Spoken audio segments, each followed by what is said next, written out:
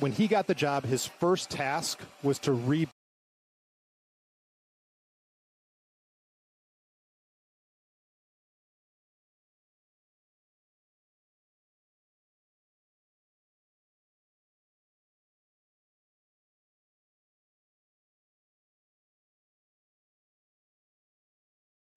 Oh my gosh. What do we have here? What do we have here?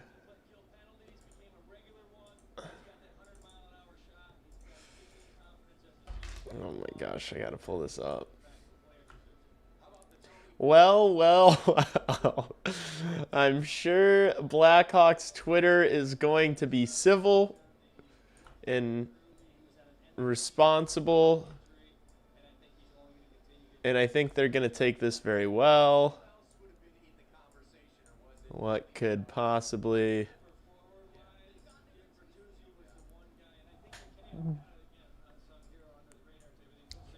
Well. I turned the broadcast on after this. So I just pulled up Twitter as I'm going live. And so I'm just seeing this for the first time now. Kyle Davidson is wrapping up his 4th season as general manager. How do you assess the job he has done and where the rebuild is at? Absolutely. So Kyle's done everything we've expected of him. When he got the job, his first task was to rebuild our prospect pool. If you remember, and you were all there, our cupboard was pretty bare. We didn't have a lot coming in. And he very systematically and very confidently rebuilt that to where I truly believe right now we have the best prospect pool in the NHL. Many of those prospects are now actual NHL players contributing and, highly impactful on our team. And then, of course, I think we have a really nice visibility to a pipeline of players that will continue to join the Blackhawks over the coming years. But at the same time, we didn't hire Kyle to be the prospect GM. He is building a championship caliber team. And so I think it probably goes to the point of we have extended Kyle's contract. We are committing to Kyle to continue the plan that he has put in place. We feel confident in that.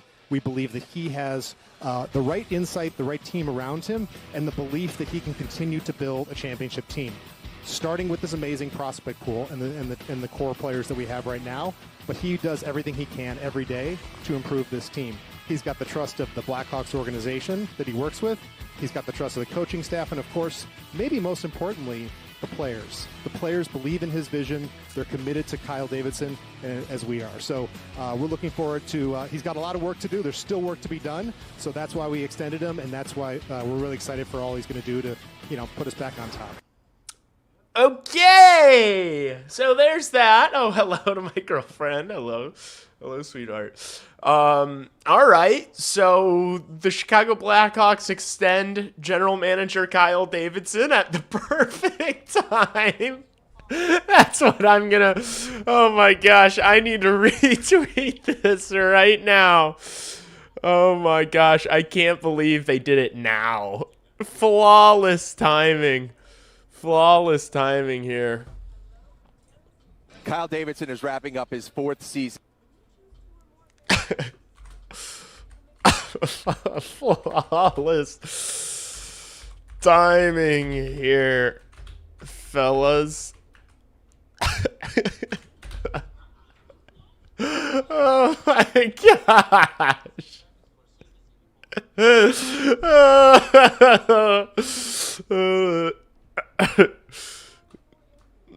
Where am I going with from here? Flawless timing here, fellas. Just the news. Can't think of a better time. Oh my gosh, the jokes almost write themselves, but what is the actual joke I'm trying to write right now? Flawless timing here, fellas.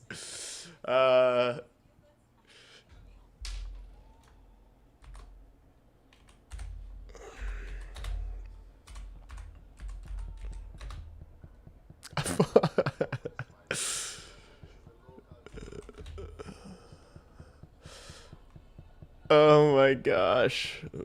What am I gotta cook. I gotta spend some. I can't rush this because this is banger potential material right here.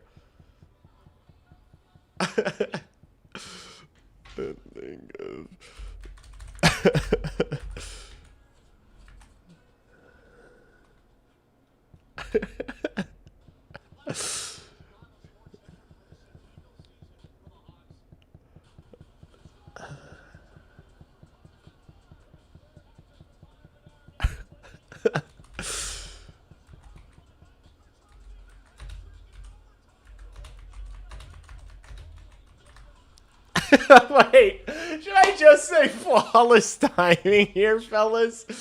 Guys, I'm fucking... I can't botch this. I can't botch this. This has me geeking. They really they extended him right now? Why? What are they thinking? Like, give it a couple weeks. Give it a couple weeks.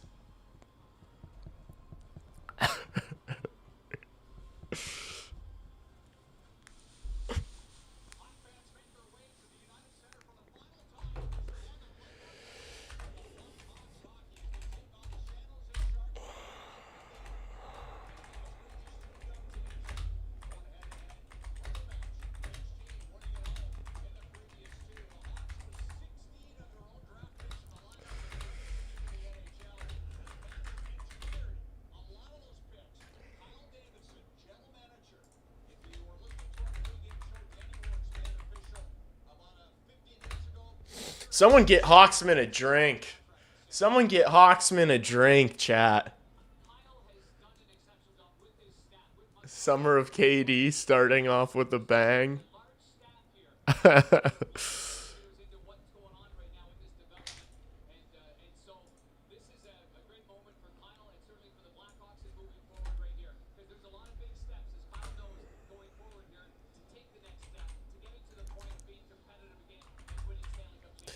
I'm just gonna go back and forth on what I should say. I just need to put something out. This is what happens, chat, when I'm not on stream. What should I say? What should I say?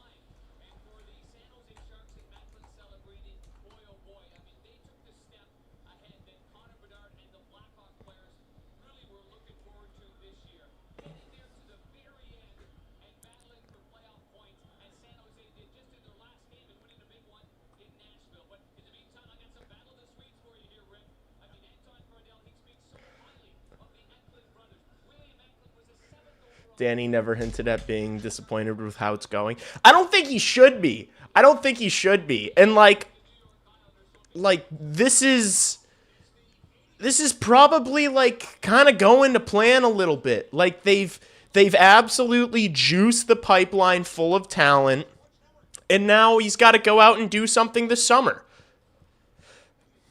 Like I think that should have been, you know, it's not surprising. It's just the timing of it is shocking.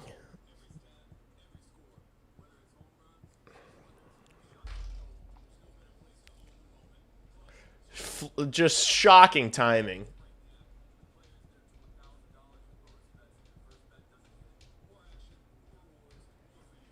Oh my gosh.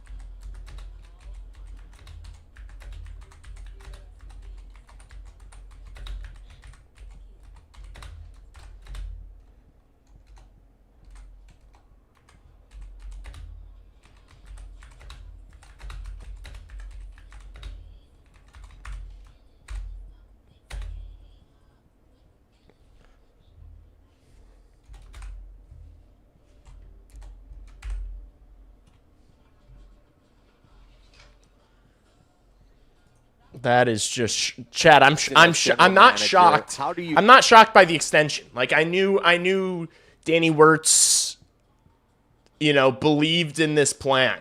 And, like, I know that it's been brutal down the stretch, but, like, this always was going to be the year that we were going to play the young guys and figure out what we have. And that's what happened. That's what we did. And did it crash and burn? Did it go the way we wanted? Yes, it crashed and burned a little bit. No, it didn't go exactly the way we wanted. But we've got a lot of these pieces now playing on the top team.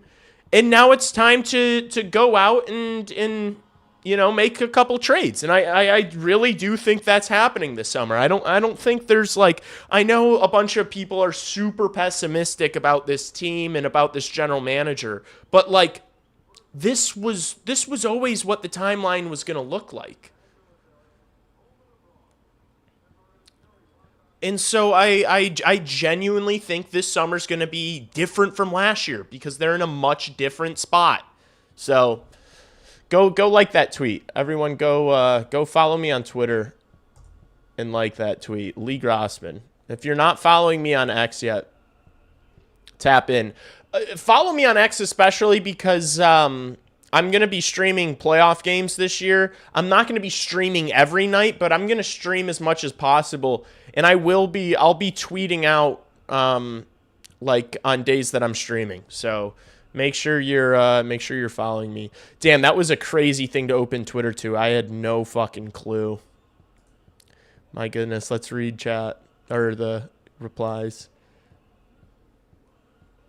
Bad day to be the most obnoxious, impatient part of the fan base. Are you effing slow? Why the F would you do that? I give up. F this organization. Oh my gosh.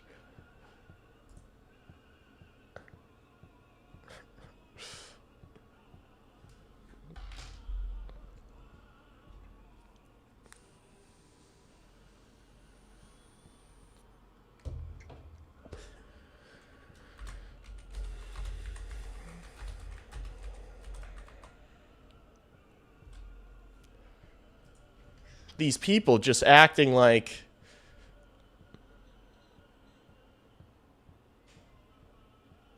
I knew Dr. Logan Kane would be happy. Oh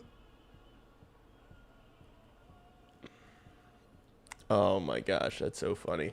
Well, chat, we don't have time for lineup.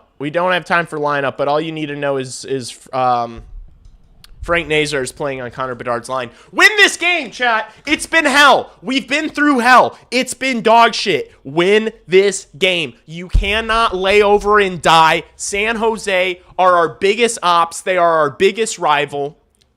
People replying to my tweet today when I said that San Jose was our biggest rival. People replying to my tweet saying Utah and Detroit and St. Louis.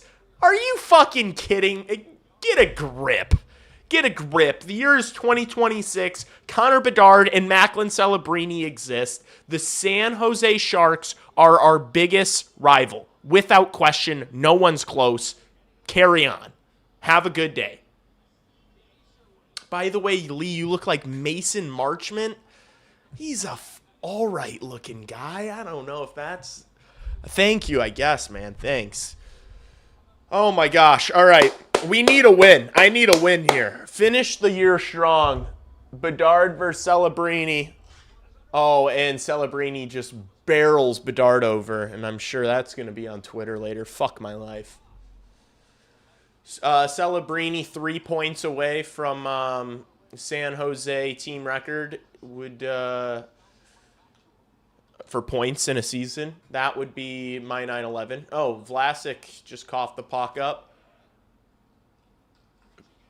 Crevier recovers, pins Smith into the board. Celebrini makes a good play to Chernishev. His pass hits the stick of Knight. Hawks gain possession. Puck gets through Nazar, but bounces off the ref, and he fucking loses it. Nazar, past couple games, I don't know if it's the bubble, but he cannot fucking settle a puck to save his life. He needs to work on his touch this summer. He needs to work on his finishing and his touch this summer. Because it's just a little too sloppy when the biscuit comes over to him sometimes, chat.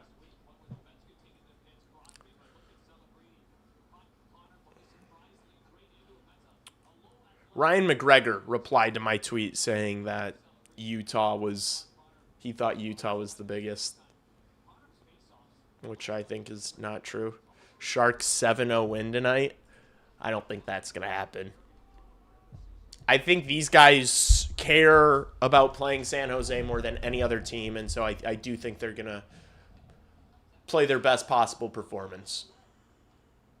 It hasn't been a good start, though. It's been all San Jose in the first minute or so here. Nice. Frendell picks it up and skates it up. Dumps it in now. Oh, it deflects out of play on the dump in. He put that thing high.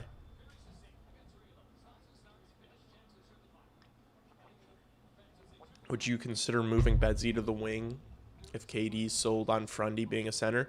No, I don't think if Frundell plays center, you're going to keep Bedard at center. I don't know why Bedard should play center. And I think that's the exact way the organization thinks. Like, I don't think Connor Bedard's going to play on the wing. I think that's been something that the media has said, and the media only. I don't think the organization, the coach have ever hinted at that being a possibility. So I don't think it's going to happen.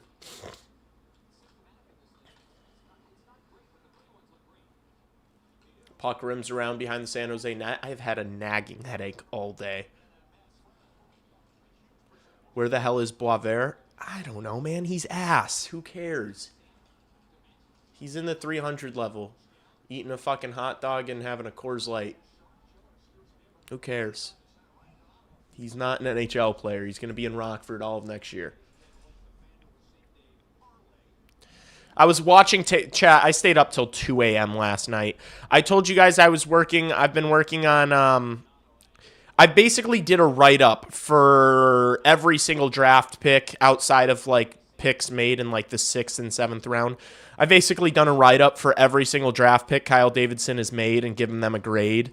And so that's going to be, like, a big video coming out, maybe in the playoffs or at the end of the season before the draft. But I was working on that last night again and just watching tape till fucking 2 a.m. And I watched some Mason West. I watched a little Jack Pridham. And I'm looking at the draft picks as a whole and what Katie's done well and what he's done poorly. It's kind of bolstered some opinions I've had and has changed some opinions that I've had. And puck goes out of play. Pass there. Deflected. Burakovsky. Guys, why do we even care about... Of course, Burakovsky's... Guys, Andre Burakovsky's better than Sasha Boisvert. Sasha Boisvert is not good.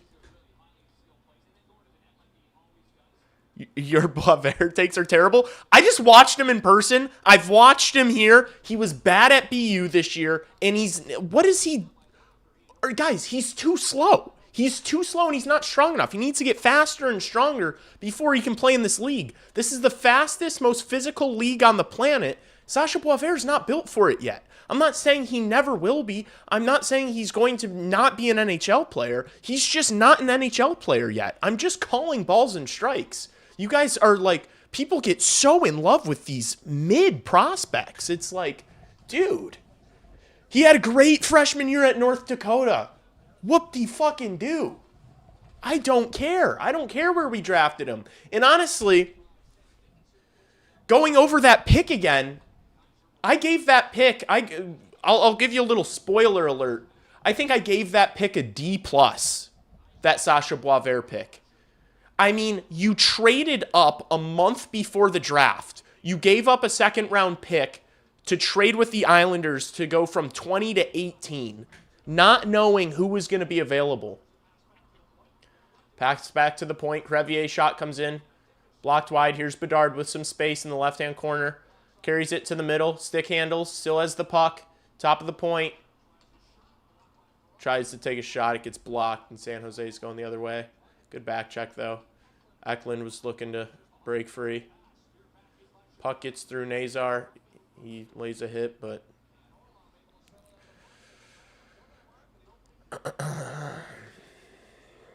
he has as many goals as Burakovsky in 2 games. That's not a high ceiling. That's not a high ceiling. Or that's not a high bar.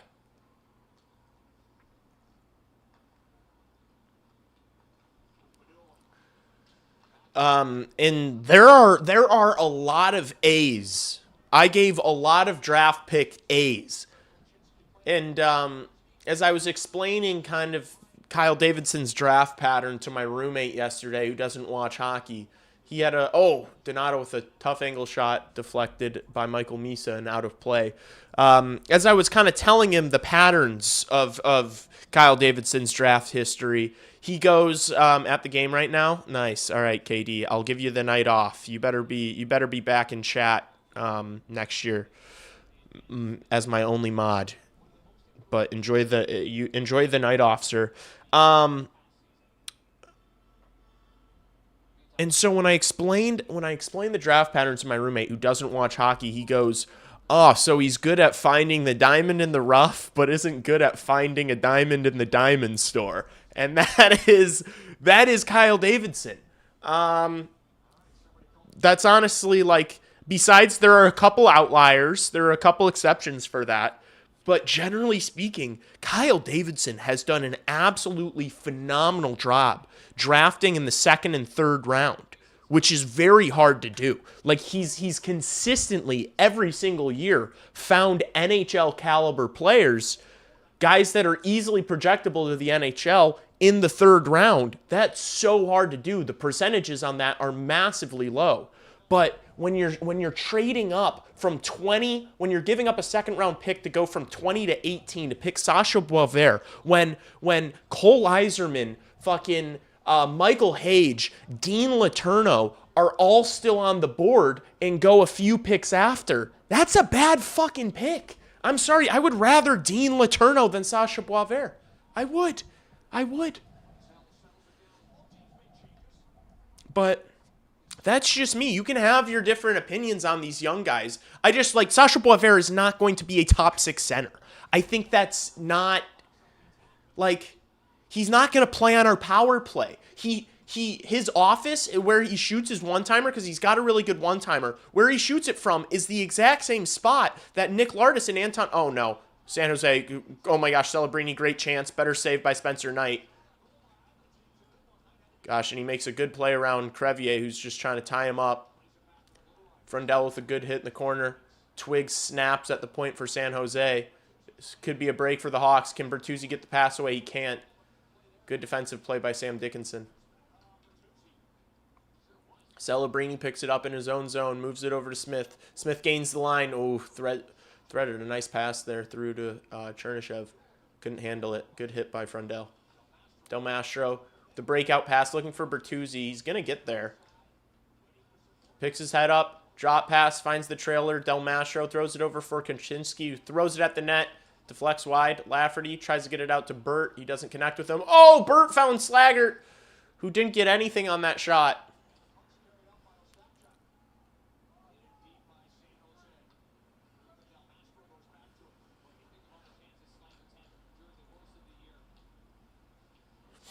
Oh, no. What a save from Spencer Knight. Point blank. My goodness.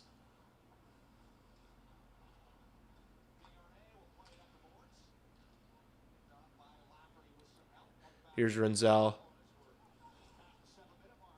Yeah, I mean, just too many studs taken a couple picks after. And it's like you set yourself up for that by trading up and then making that pick. Like, you're telling me Boisvert wouldn't have been there at 20? I think Boisvert would have been there at 20.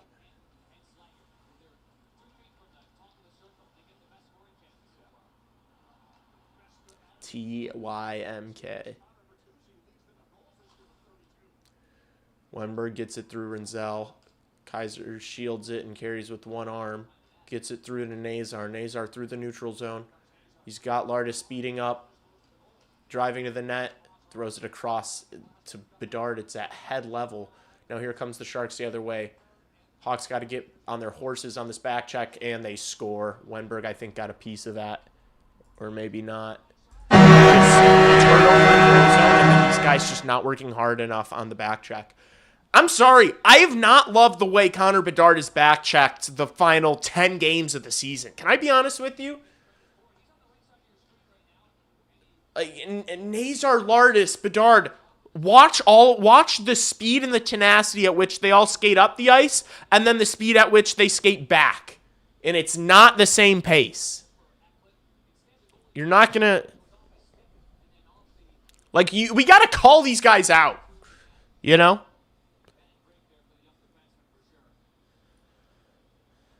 Ugh. Fuck off. Man, this cannot be. You do not want this to be another stinker, man. This will be ugly if you put up another stinker. You gotta wake up. Hawks getting outshot 4-0 right now. Here's Burakovsky. Gains the line. Terrible passer. Like, that was never gonna work, Berkey.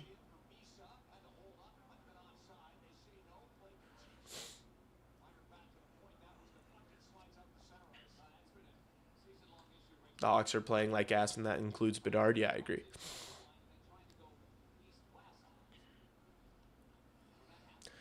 What's going on? I mean, he's still trying to create a ton offensively. Everyone's checked out. He's not getting enough from his line mates, and so he's just trying to do everything by himself. Here's Lardis speeding in on the left side. Tight angle shot. Misses.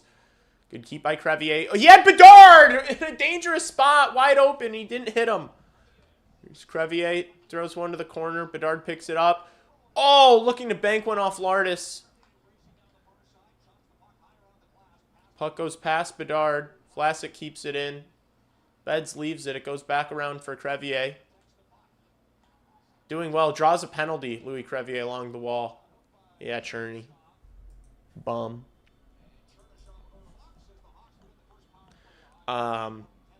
Yeah, and so it's kind of like year 1, year 2 Bedard, where he's just like, and then the body language is like when the puck gets turned over or the chance, or the play falls apart, it's a lot of this, it's a lot of that, and it's a lot of half-ass back check.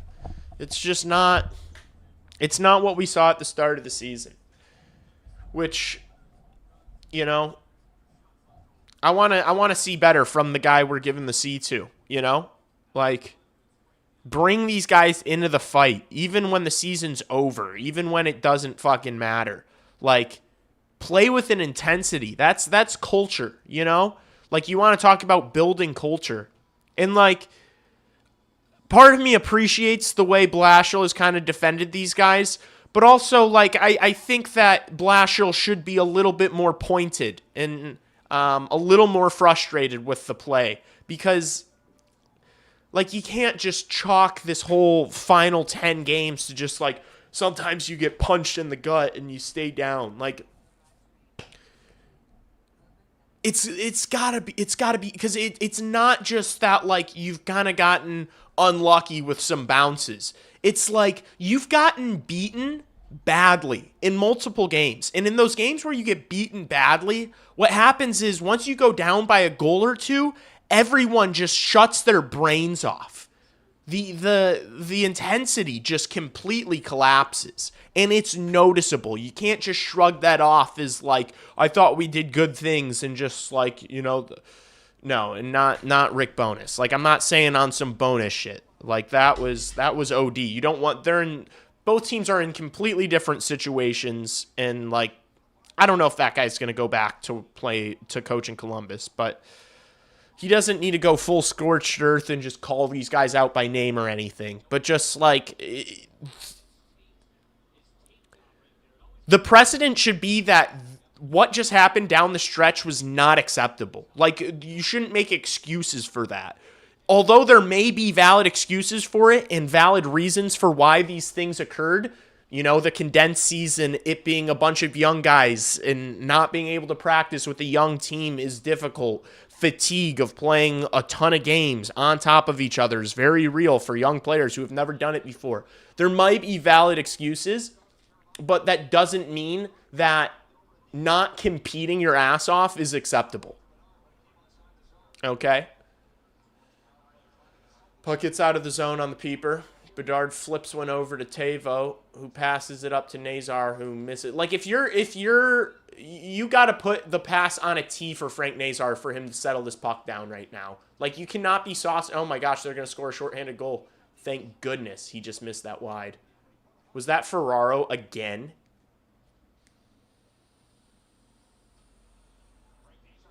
Here's Nazar on the entry. Passes it over to Bertuzzi. Wheels in, throws it over to Frundell. Oh, tries to go cross ice, seam pass to Tavo. Tavo doesn't settle it down, and it gets out of the fucking zone.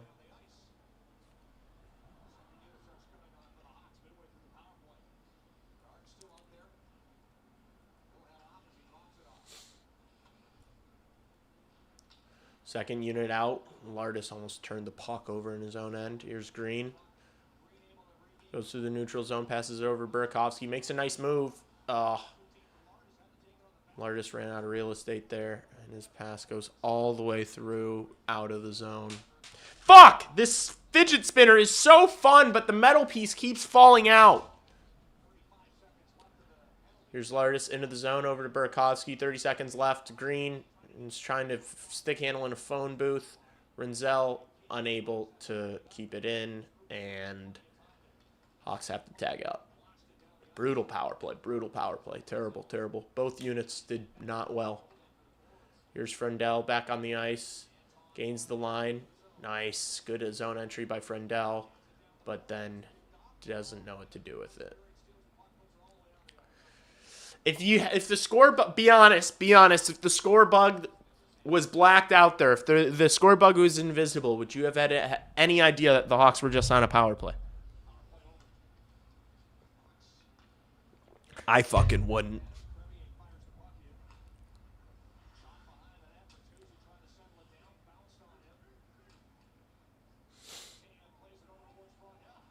Frundell gets the loose puck in the corner. Gets it back over to Bertuzzi. Oh, can't find Mickey. San Jose works it out. Here's Smith into the zone. Throws one across for Celebrini. Mishandles the puck. Stays with it, though. Hounded by Crevier. Crevier does the smart thing and just pins him up against the wall. Oh my gosh, and then it pops out to him. Bertuzzi's in the right spot, though. Skates it out. Dumps it in for McKay of the chase. Bertuzzi just got wiped out by Celebrini.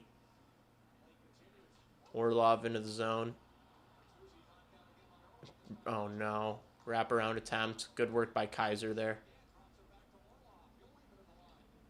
Bertuzzi's gassed here. Quinoni. Lafferty gets it out. Find Tavo there, fuck. Here's Misa. Gets bumped by Korchinski. Kaiser gets held onto. Works the puck free. Only as far as Slaggert on the left wall. Now here's Korchinski behind the net.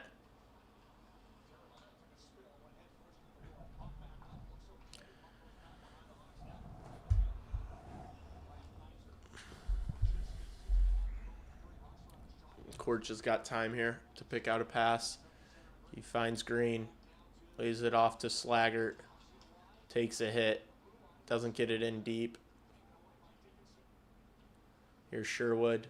Spins away from Donato. Oh, nice! Donato almost forced a turnover. Sherwood skates it out. Moves it over to Wenberg. Here's Eklund. Back to Sherwood, who bobbles the puck. Now so does Desharnais. Donato dumps it. Green, Donato, Burakovsky. My goodness, what has happened? What happened to our lineup?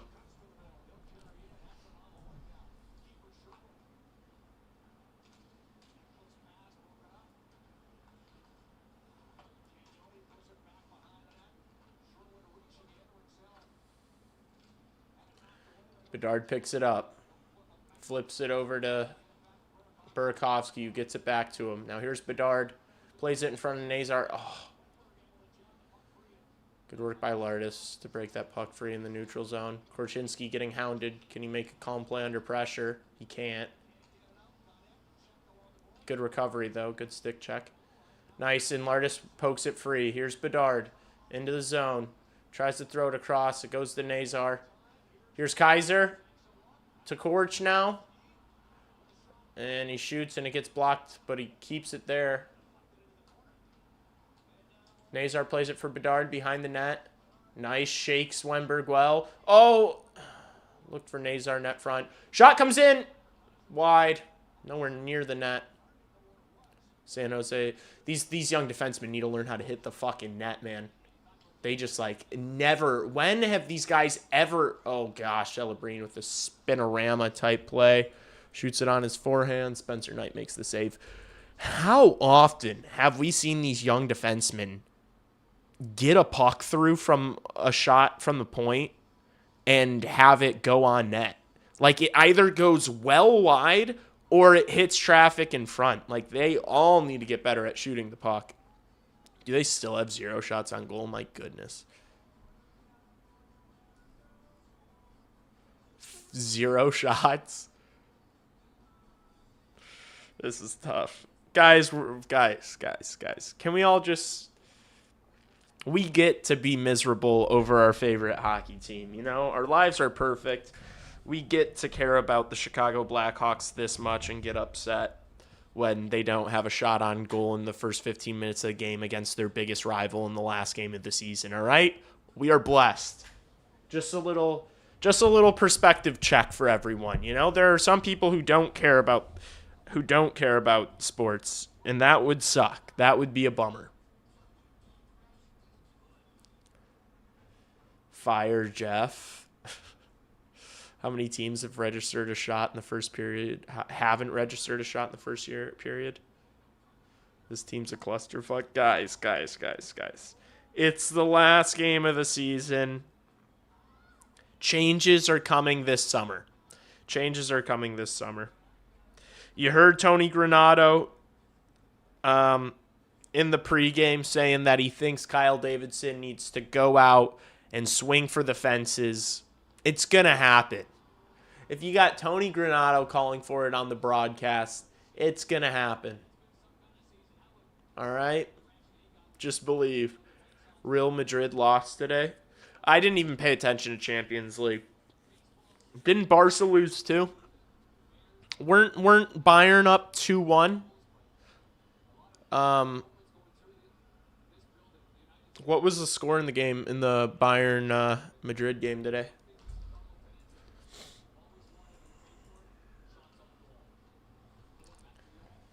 Lee talking about being down 1-0 against the Sharks. Lee talking about Buff Air. Oh, that's good. Here's Mikheyev, 2-on-1. Oh, shoots! And saved by Askarov. I did start the clock. Okay. Nice poke check there by Mr. Poke Check Merchant. Louis Crevier.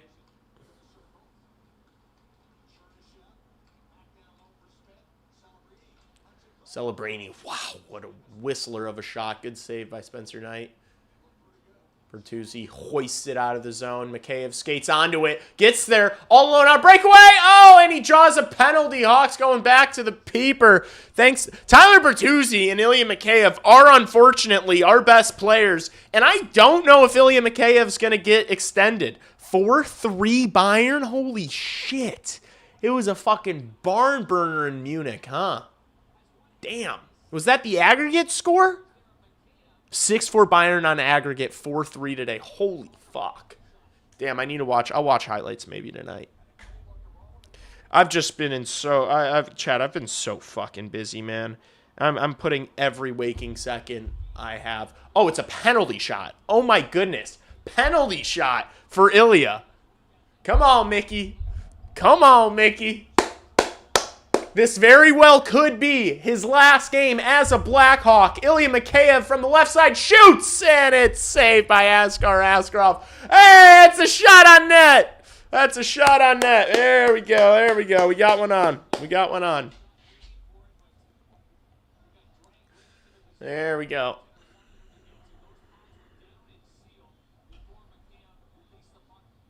Next year, we'll start with the rumors that Katie was in talks for player X, and the roster will look mostly the same. Oh my gosh, dude. Oh man. No, it's not. I'm gonna be optimistic. He's gonna do something this summer. He's doing something this summer. All right. I believe a deal's gonna happen, and it's gonna be big.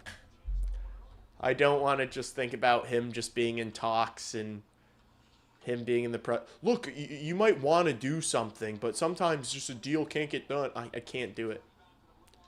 Burakovsky, nice pass over to Rinzel. Rinzel shot pass in. Green can't deflect it on net. Whoa, that shot gets through. Trickles past Askarov. Burakovsky makes a nice pass as he's falling to the ice. You think we should bring Pat Maroon back? No. Because then we'd also have to bring back the piano that he was fucking lugging behind him every single game. We don't have enough room for that piano in the dressing room that he was towing behind him. Lafferty just turned away from the puck, didn't have any clue where it was.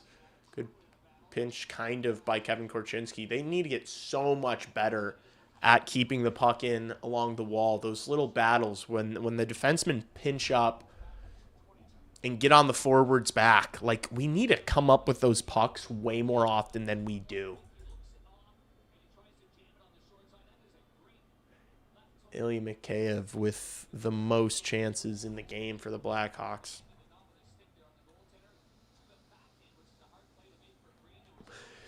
Tara, unacceptable. You should be here. I don't know what you've got going, you know. Tara, is something big going on in your life right now that, I can't put my finger on it. No, I'm just kidding. Congratulations on the little squirt.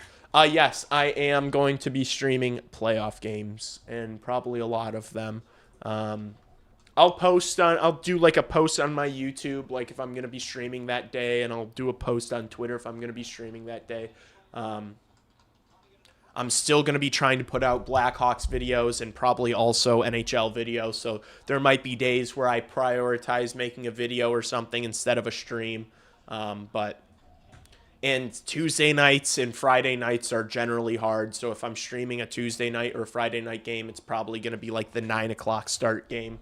So yeah, just letting you guys know. Oh gosh, Nazar gets taken down in the corner. Bedard with a bunch of cross checks. I love this from Beds. Drop him. Bedard wants to. Dude, can you imagine Connor Bedard drops the fucking gloves? I like that. I like that. Bedard going after a guy after Nazar gets taken out. A little bit of fight. Finally a little bit of fight from these guys. Here's Celebrini. Rinzel gets there, and we get the whistle.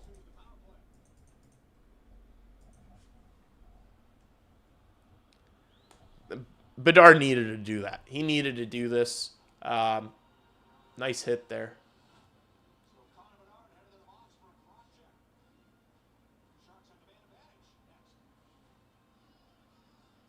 He said, fucker. Attaboy. I like to see that. I don't care. Take the penalty. We need to see a little bit of grit. That's what we've needed from Bedard this whole time, to drag these guys into the fight. We need it. Like, if Bedard's doing this, the rest of the lineup better wake the fuck up. That's how you drag your group into the fight, chat. That's how you drag them in. We needed that. Too bad our smallest guy's the only guy who gets it. Yeah, man. I mean, it would be nice to have more bite. And look, like, based on, and so this is going to be something that I talk about in the big Kyle Davidson draft video that I'm gonna put out. Is like, he came in in 2021 with the philosophy that they wanted to build with speed up front and size in the back. And what that did through the first 3 drafts under Kyle Davidson was that he wasn't looking for anything else basically in the forward group besides speed and skill. And so those first three drafts, he completely neglected drafting guys with any sort of size or grit or bite. And so he kind of waited until this most recent draft to go do that, right? And so then you saw in this most recent draft, he only drafted guys over 6'2". And so then he wasn't looking for guys with any sort of speed or skill whatsoever. He puts himself, and it's not just Kyle Davidson, it's the whole scouting team. They go into this specific, we're looking for only this. And then that keeps them from actually looking at other sort of players that have different builds and different skill sets, And so the Hawks do have players with grit, with size in their pipeline. It's just they're going to have, I think Vasilov Nestor has so many qualities that this group needs. And, they're probably going to at least have to wait another year for him. I think AJ Spellacy, same deal. He'll probably play in Rockford next year. Although I think he might be closer just because I think his game is just so Hawks doing great on the PK right now. His Spellacy's game is just so projectable for a really solid fourth line role. But, they do have guys like that, but they're just not here yet. They're not in this first crop that we've gotten or the second crop of players that we've gotten. They're coming in the third and fourth, Here's Celebrini. Oh, whizzes one across for Smith. It goes over his stick. Caniotti drops for Wenberg. Here's Celebrini. Celebrini back to Wenberg. Caniotti. Smith. Wow, good passing play, but better read by Alex Vlasic. Jumps that pass and gets it out, and that will do it for the first period. Sharks up 1-0. Shots are 7-3 in favor of San Jose. Not a fantastic period. Hawks had a power play that they didn't do anything on, and Ilya Mikheyev came up short on a penalty shot.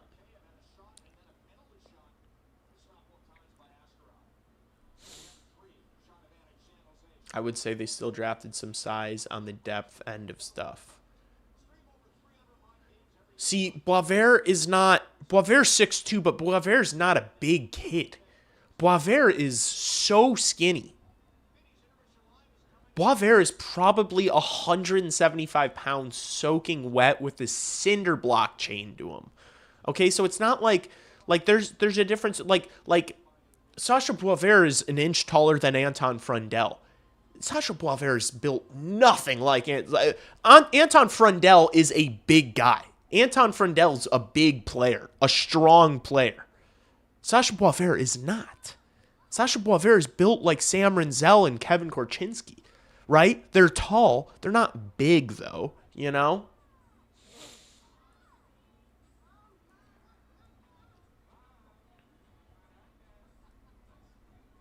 Well, Bedard needs to get scrappy because he's going to be the captain of this team, and he needs to drag them into the fight. I'm not one of these guys who's Bedard's above. We need this from Bedard. And we've needed it over the past 15, 20 games, and we haven't really gotten it. If no one else is doing it, that means Bedard does it. Yes, Bedard has to do it if no one else is doing it, because that's going to be his job as a captain. When your team's not battling, you got to figure out a way to get them into the fight.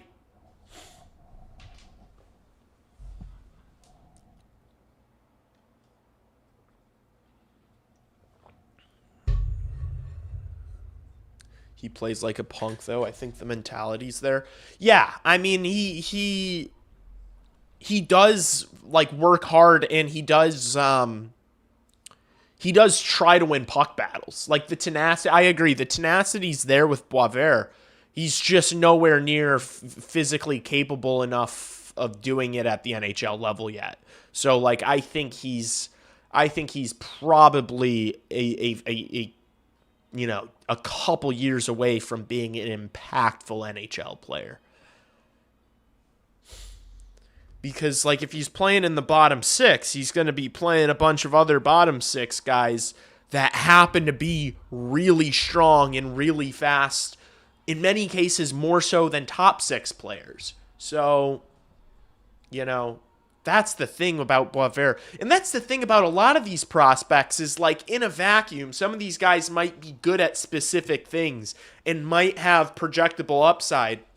But when you look at this prospect group and how many spots you have available in the roster, it's like just because a guy has middle 6 potential does not mean that he's going to make the Blackhawks. Because it's like, that's what when I was going through all these players and doing these write-ups for all these guys, it's like, you've got 20 fucking guys with middle 6 upside. That's all you've got a ton of that. And so guess what? There's only 6 spots in the middle 6, not fucking 22, So that's when I'm like it's like, trade any of these guys. It doesn't matter. It doesn't matter. Like, I was watching that Pridham tape last night. That guy's really good. He's a 6'2" righty who attacks the middle of the ice. He's got decent speed. He's got a really nice shot. That is such a projectable middle 6 depth scorer.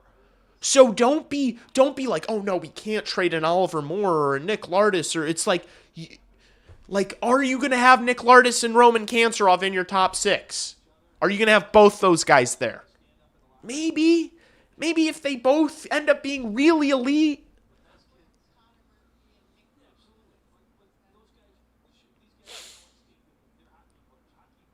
So bad, 4 big defensemen, none will get or engaged in anything physical. I think I just made a donation for $400 on the Hawks. You just bet $400 on the Hawks? That's crazy work. Because we had 0 shots for 16 minutes. Not much else to talk about. What did Philip say? Why are we talking about prospects instead of the game? And this team needing to wake up? Philip,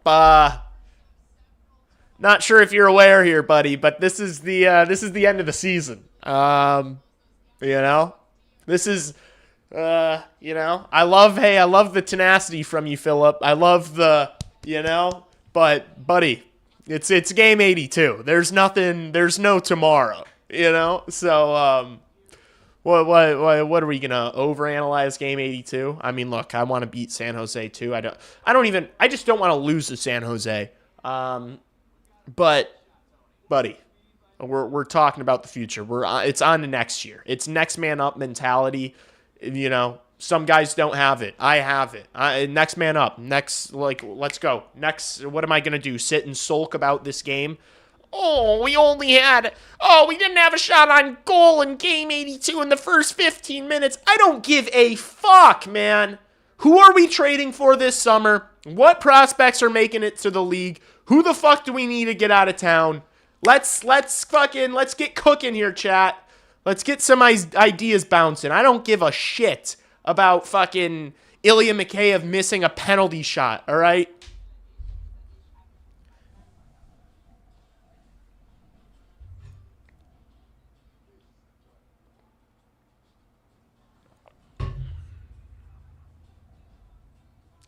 That's what pissed me off about Bonus yelling in his press conference. They were already eliminated from the playoffs. Well, yeah, but he was frustrated. They completely collapsed down the stretch. They should have made the playoffs, that team. They're better than Philadelphia. I think Oliver Moore can go. I think the speed he has works if he's a top 6 guy and he's not on this roster. We're going to show the fans how good we're going to be over these next 4 home games, 0-4. Yeah, that's one of the most poorly aged quotes of all time. I'm curious to see what Bedard is going to have to say at his end of year press. Yeah, the locker cleanouts are going to be interesting. I know Bedard hasn't been great the last few weeks, but I would low-key like him to express some frustration. I mean, Connor Bedard. I'm sick and tired of acting like Connor Bedard is some separate entity from this team. Like, Connor Bedard is one of the guys on this team that's been sucking shit for the past 10 games. I'm not going to cry about, like, I was clamoring for Nick Lardis to play on his line. We've been clamoring for Frank Nazar to play on his line. Guess what? Frank Nazar and Nick Lardis are on his line, and he's a -1. He was on the ice for a goal against because he was back checking like a sissy. All right? I'm kind of done with this. Like, this is a team. It's not the Connor Bedard show anymore. Like it was in year 1 and 2. It was like we're playing them with Nick Foligno and Philip Kurashev, and I want to jump off a balcony. We've got an entire roster of promising young players. I'm done with what are we gonna do to save Bedard? Bedard is about to make fucking $13 million a year for the next fucking 15 years. I'm not sitting around and crying and drowning in self-pity because I feel bad for Connor Bedard, all right? Connor Bedard is about to make so much fucking money that he can't even fucking think about problems, okay? Like, he needs to be better. Connor Bedard needs to be better.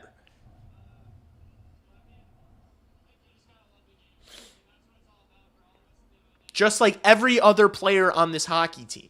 Like, I do not look at this and think, man, you know, Frank Nazar and all these young defensemen and Nick Lardis and all these guys need to be better for Connor Bedard. It's like, no, Connor Bedard is with them.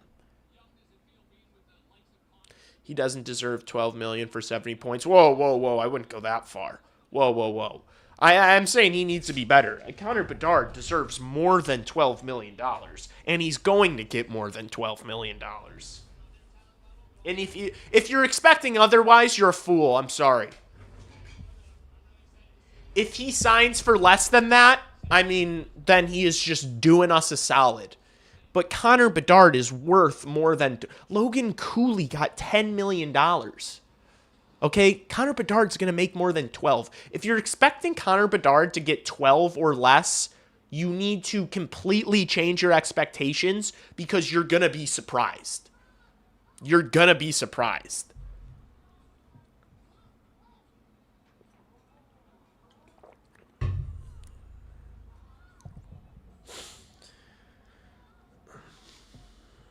For barely cracking 70 points, brother, he missed a month of the season and played with Andre Burakovsky and Ryan Green for the whole year and is over a point per game. Hello? Watch it be 8x8. It's not going to be 8x8. Buddy, if you think Connor Bedard waited to not sign last summer and to play out this season, he looked like a different player this year. He was sensational, especially before the injury. He had 30-something points in however many games. He was unstoppable.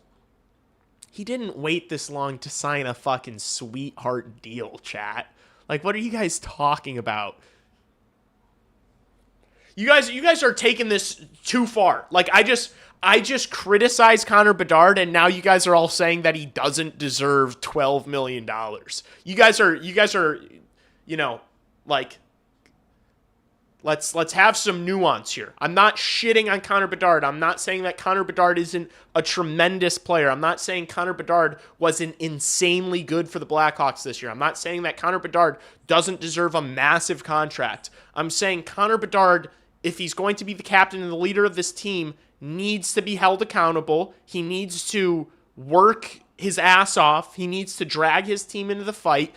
We need to be able to ask him to do the same thing that we're asking a third line player to do. That's what I'm saying. I'm not saying, like, you guys are taking this too far. I criticize him a little bit, and then you guys are like, yeah, he doesn't deserve $10 million. It's like, guys.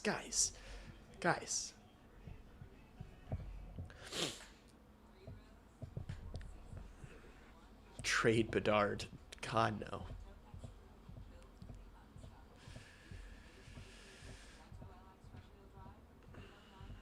Hinostroza, Bedard, Hayden. Bring in Vinny Hinostroza. Vinny Hinostroza is the Sam Lafferty of Kiefer Sherwood's.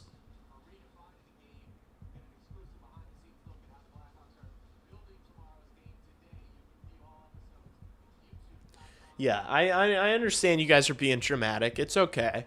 It's okay. You guys can be dramatic. You guys can let it out in my chat. I'm gonna straighten you up though. I'm gonna whip you into shape a little bit. Sakura Bedard Lardis. Lee trying to stop chat from grabbing pitchforks. I really am just talking chat off a ledge. Dump for DuPont. That's a bannable offense. You might get timed out for 10 minutes for that comment. God, if we are talking about draft picks next year, I am going to quit YouTube.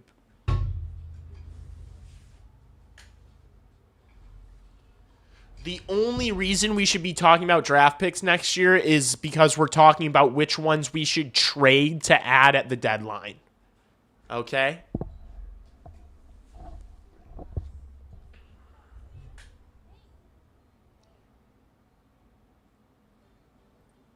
Because the Sharks are ass.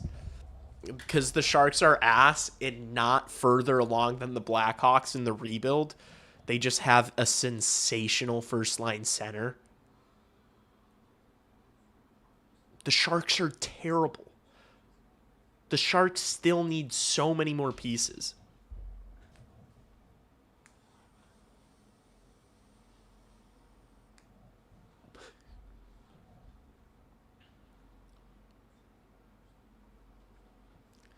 Sam Lafferty of Kiefer Sherwood's is diabolical.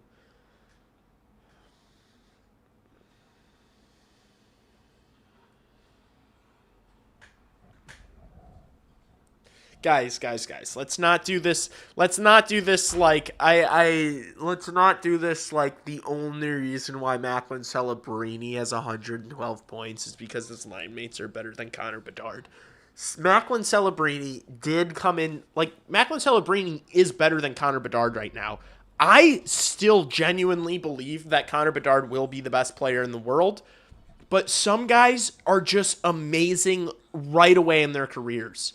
Like, Sidney Crosby was, almost at his best when he was really young, Like, you could make an argument that Sidney Crosby played his best hockey before 23. Like that, is that a weed vape lead? No, I don't. I'm a sober person. This is nicotine. I am a nicotine addict, and proudly.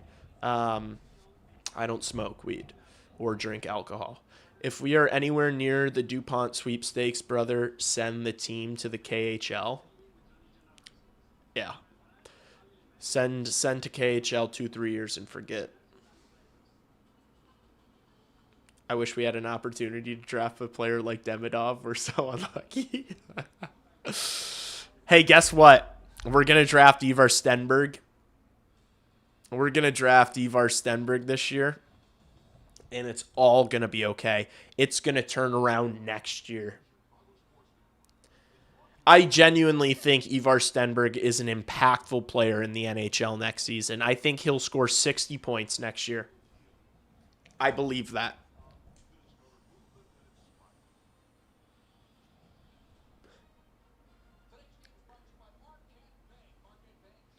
Upper Deckies. They had Sid surrounded with talent. I mean, it is undeniable that no first round pick has had less than it's like statistically true that there's not been a first round pick that's had less than Connor Bedard over his first 2.5 seasons. That is true, but now the tides are starting to change. This young talent is getting injected into the lineup. I'm done with the excuses for Connor Bedard. Everyone else should be. If he is about to become the captain of this team and get paid $13 million plus, we're done with excuses. We're done with the, Macklin. I want to see Bedard competing as hard as Macklin Celebrini does. I want to see that. That is something he can control. He can't control who he plays with, but he can control the intensity at which he plays with. That has nothing to do with teammates around you. Okay?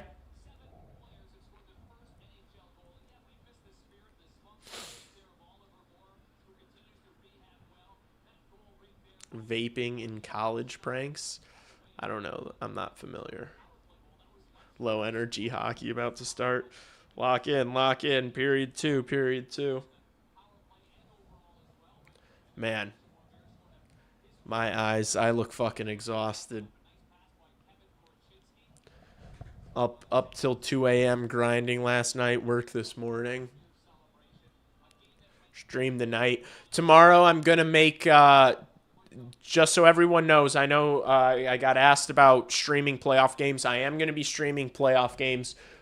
Tomorrow I am going to be making my Eastern Conference and Western Conference playoff prediction videos. I'll probably post them both tomorrow, to be honest, just to have them out for as much time as possible. I also, I should have brought this up. My bracket challenge. I am doing a free to enter bracket challenge that I am putting $100 up for the cash prize for the winner. And I'll pull that up at the next commercial break. We've got a penalty to kill here. 40 seconds of a man advantage for the San Jose Sharks. Alex Nylander, Bedard, Pia Suter. Oh my gosh. Alex Nylander. Dude, I remember I was gonna get an Alex Nylander jersey because I was like, he's gonna be the future of this team. I was like, Alex Nylander and Adam Boquist and Kirby Dach are the future. Gosh, those guys are all shit. Thank you, Stan Bowman. Oh no. And they score. It's Tyler Toffoli on the backhand as the people. That's a good start to the second.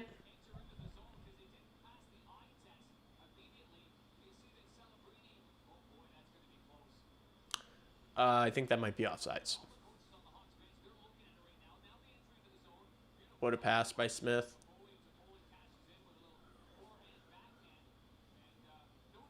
Crevier gets through Crevier.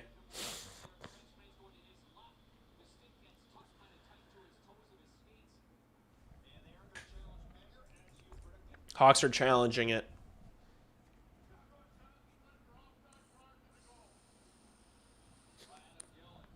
I'm a not so proud owner of a Kirby Dach jersey.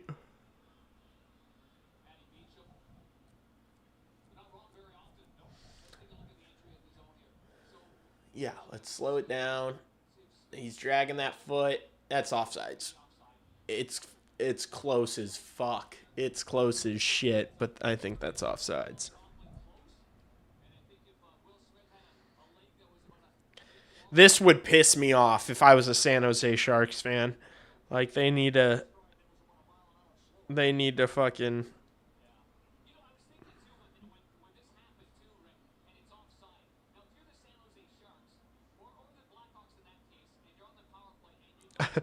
The replies to my tweet are so funny. Like, I hate the reviews are so brutal. I guess this was a nice, no goal. Take one off the board.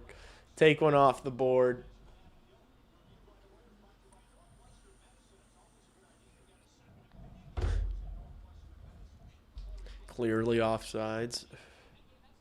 Welcome, Lebowski. What'd you say? Lee, what would you say if they did fire Blash? I would just be like, why? What? Why? Like, this is... We're watching the way these guys perform down the stretch, and we're just like, it's the coach? How about some fucking accountability for the guys on the ice? Like, it's a young group. Like, if they fired him and be like, what were you expecting him to do this year? I think he's built a good foundation. I think the players like him and trust him. Did I have problems with deployment in line combinations throughout the year? Yes. Was it as bad as last year? Not even close. Like, it's like Blackhawks fans, the people who are just clamoring for Jeff Blashill to get fired. It's like, are you new here? We had coaches the last 2 years that changed the line combinations literally, and this is not hyperbolic. I'm not exaggerating here. The last couple coaches over the last 2 or 3 years, changed the line combinations every single fucking game, and it was atrocious. We have a guy that sticks up for his players, actually is pretty candid and honestly answers questions to the media. He's as intense as he needs to be. Like, yeah, I'm not. Who are we gonna go hire? Who are we gonna go hire? They're not in a position to where you're like hiring a guy like fucking Bruce Cassidy. Like, what are you gonna do with Bruce? What is fucking drill sergeant angry? Insane person Bruce Cassidy going to do with this 22-year-old, this average age of 23, this young-ass lineup? What is Bruce Cassidy going to do with this junior team? He's going to make them kill themselves. Jeez, Sam Rinzel just making a mess of it in his own end, turning it over. Teravainen helps out, and then Rinzel just gets hit, and now he skates it away. Plays it off the glass. And he ices the puck. I'm not high on Sam Rinzel. It was maybe for me personally, Sam Rinzel might have been the most disappointing player this year. The way he looked at the end of last season, I was like, this guy's going to make a massive stride. He's going to be even better than that last year. I thought he was. I bet on him to win I put a few shekels on him to win the Calder Trophy. I thought he was going to be sensational. He's just soft. He's soft. The decision-making's not there. Like, he still needs so much more time to develop before he's a solid NHL defenseman. And I'm not making absolute statements. I'm not saying that he's ass and not going to be an NHLer. He's just, I think, hand pass. He's not a guy. He's not a guy yet, Jeez, just bump that mic. Jeff continues to play Berkey. Why? Because he's in the lineup. Because he's on your roster. Because you don't really have many other options. Because you're paying him $5.5 million a year. Like, I think those are a couple of reasons as to why Andre Burakovsky keeps playing. He's playing in the bottom six. Why are we upset? We stop focusing on Andre Burakovsky. There are bigger fish to fry right now than Andre Burakovsky. Guess what? They're going to buy him out this summer. And then problem gone. Let's not use Andre Burakovsky as the scapegoat for this whole season. So Smith with a good look there. I think Vlasic blocked the shot. Here's Frendell. Plays it over to Mikheyev, who spins away and drops it back to Vlasic, who just throws a meatball through the middle of the ice, and it gets picked off.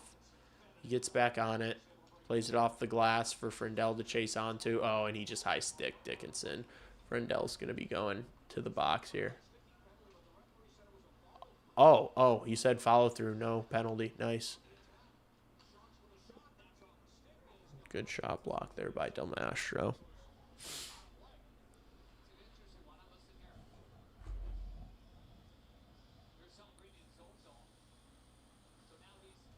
Defending Blash, you're an idiot, bro. What does firing Jeff Blashill do for this organization? Where does that get us? Who are you bringing in? Or are you just upset and don't really know enough to know what the problem is? Because if you're looking at this right now and saying the coach is the problem, maybe it's that the average age is 21 years old and you're trying to develop an entire roster full of prospects at the same time and it's not going as swimmingly as you thought. Maybe you need a couple of bona fide talents in your top six and in your D-core to help out the young guys a little bit. Maybe you need that. What is I'm sorry.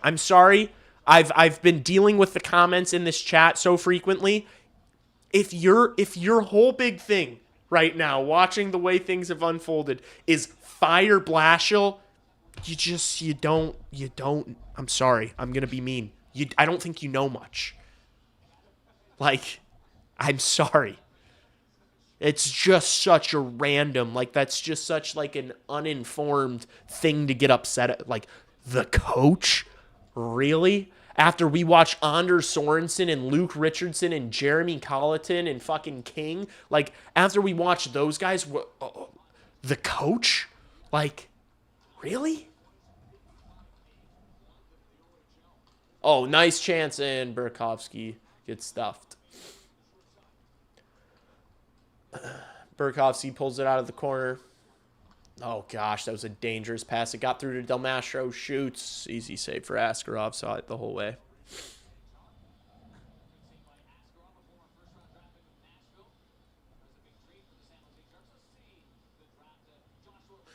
So why do you complain that we're bottom of the league, then don't complain?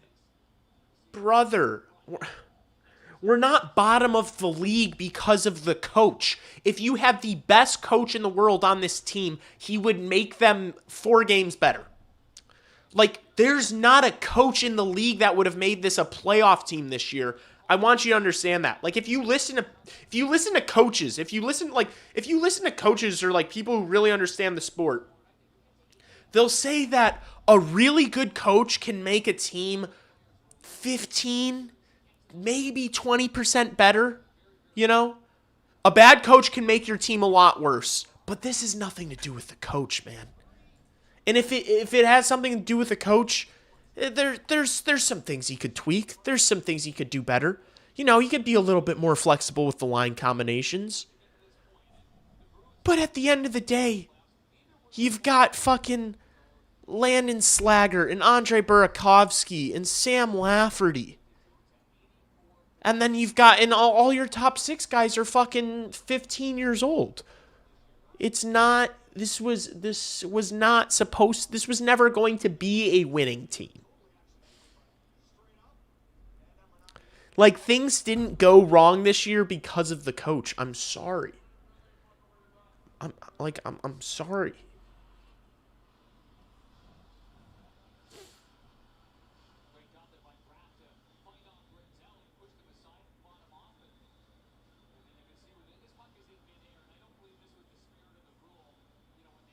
Oh my gosh, brutal delay of game. That's such an ass penalty. It's bouncing. He just smacks it out. Hawks back to the kill. Bedard back in the box. Good work by Vlasic here at the start of this penalty kill.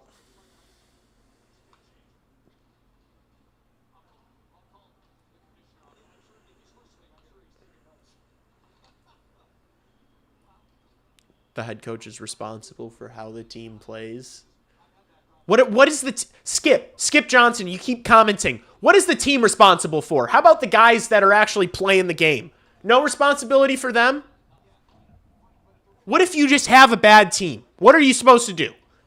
What is a coach supposed to do with a bad team that's playing bad? What is a coach supposed to do with a bad team that's playing bad? What do you want him to do? Should Jeff Blashill throw on his skates and get out there? What is he supposed to fucking do? What do you want him screaming at these guys? Like, it was a development year, and it fucking hurt down the stretch. It was frustrating to watch down the stretch. You're not firing the coach, all right? Like, here's the thing, it's like, I'm winning this because, like, they're not firing the coach. That's not happening. So, you know, maybe you guys are all smarter than everybody in the building, in the Blackhawks organization. You know, and they score. Just an awkward bounce, fucking just pinballing off guys.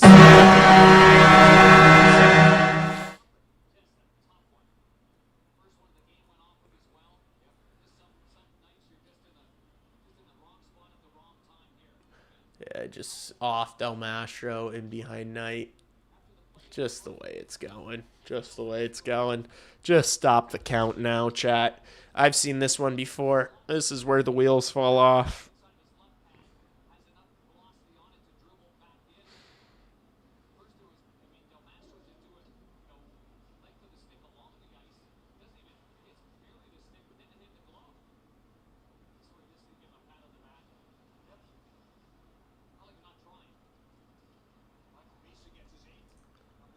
Holy shit.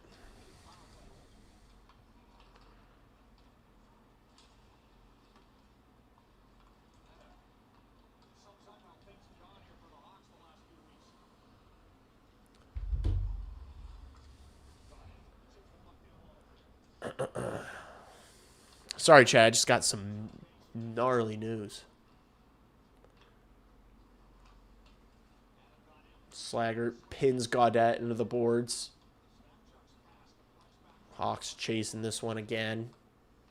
Getting hemmed in. Korchinski with a good poke check. Can't win it, though. Renzel plays it off the glass.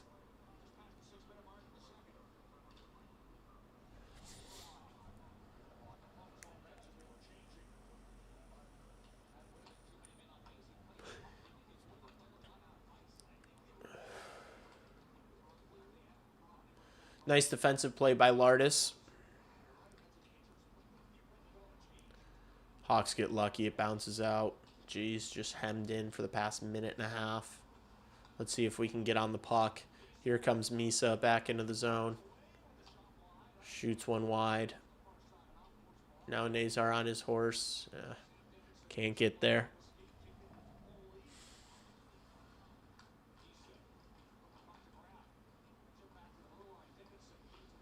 Shot comes in. Jeez.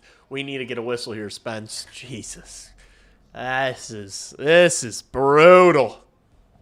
Like, what, guys, what is the past 4 minutes? What is the coach supposed to do about the past 4 minutes, guys? Guys, hey, Chris Nero, stop repeating the same message over. Chris Nero, what is Jeff Blashill supposed to do about the past 3 minutes where guys just cannot win the puck, like losing every single 50-50 battle, can't get it out, can't cut off a pass, can't stop the puck from going up the boards? What is Jeff Blashill supposed to do about that?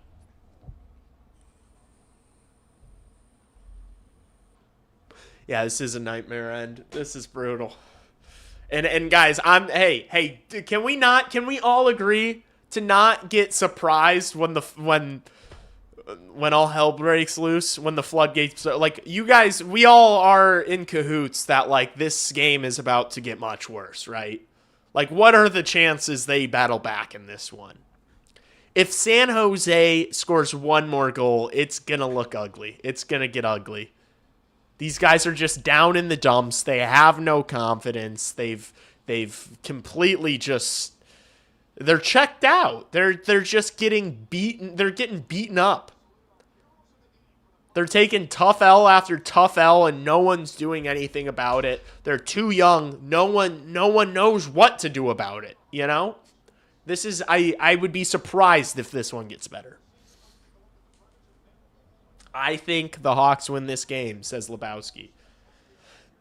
I appreciate the optimism, brother.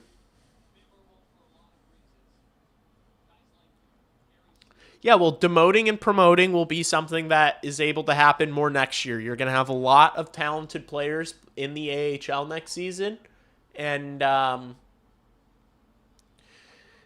so it's going to be a meritocracy in the NHL. Like, if you're not doing great, there's probably going to be a guy doing pretty well in the AHL, and he'll get called up and you'll get sent down. And that's how it should be. Or you just move a few of these guys for a bona fide top 6 talent. Oh, geez, Cagnoni just splitting Del Mastro or Burakovsky and Donato. See, Kaiser, lose that battle in the corner. Nice. Green. And then Green wins the puck and then turns it over. It's like mistake after mistake after, not a good enough effort after not a good enough effort.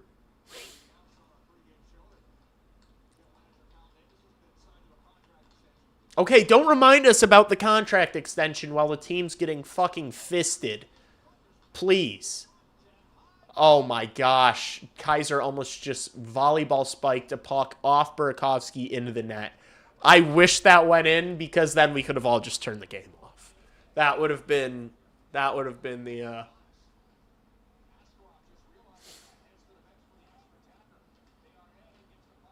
Oh, it's a delayed penalty. This is...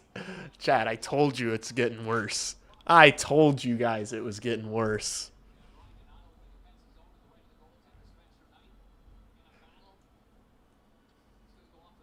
It's like Gary Bettman in the building or something. They're playing like shit because of it. The stream that I'm watching the game on is bugging, but I'm low-key thankful.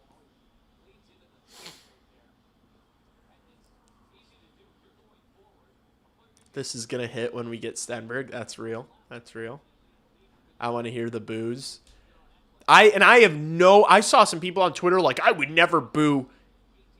You are well within your right as a fan to fucking boo shit performances from this team that you're paying your hard-earned money for. They make a living off of your fucking dime. I have no problem with fans fucking booing. You know, there's times when fans like boo a little too premature. In a situation like this, you are well within your right to let these fucking guys hear it, to let this organization hear it, to let the players on the ice hear it, to let the coaching staff hear it. You're well within your right to fucking boo. You know? If they're like in a playoff push and they're struggling a little bit, I don't like the booing then, because it's like you can uplift them or you can break them down. At this point, it's like it's the end of the season and they're mailing it in while you're paying money to go see them play. You can boo that, you know? Like you cheering versus you booing has no effect on anything that happens this season. So you might as well let everyone know you're not pleased. Oh gosh, and oh my gosh, Chernishev with a wide open net, just put it into the post, Nathan McKinnon style. Wow, and another good look, and then Eklund's shot gets deflected out. Wow, that should have been 3. Who's going to save this team in Davidson's job? Buddy, Kyle Davidson just got extended. I don't think his job is in any sort of jeopardy. But if you're asking, it depends upon, we got to see who's available. Like there's situations we got to find out in Toronto, in New Jersey, in Nashville. You got to see what direction some of these teams are going. You got to see what happens with Dallas in the playoffs with Jason Robertson. Like there's so many things that you're still waiting on. Like who knows what the Islanders' plans are with Matt Barzal? You know, like these are some higher names. Is St. Louis still considering shopping Robert Thomas this summer, or was that just kind of a bluff to see if they could get someone to overpay? Like we kind of gotta. It's impossible to know now what's available. You kind of gotta wait for that stuff for the end of the season, unfortunately. But look, I think you bring in either an elite winger to play on the first line with Bedard and leave Frendell at center, or you bring in an elite center. Oh, come on. Pounce on this Nazar. Oh, my gosh. And he didn't get there, and now here's Wenberg. Just got to step on Kaiser. He recovers well. 20 seconds left on the kill.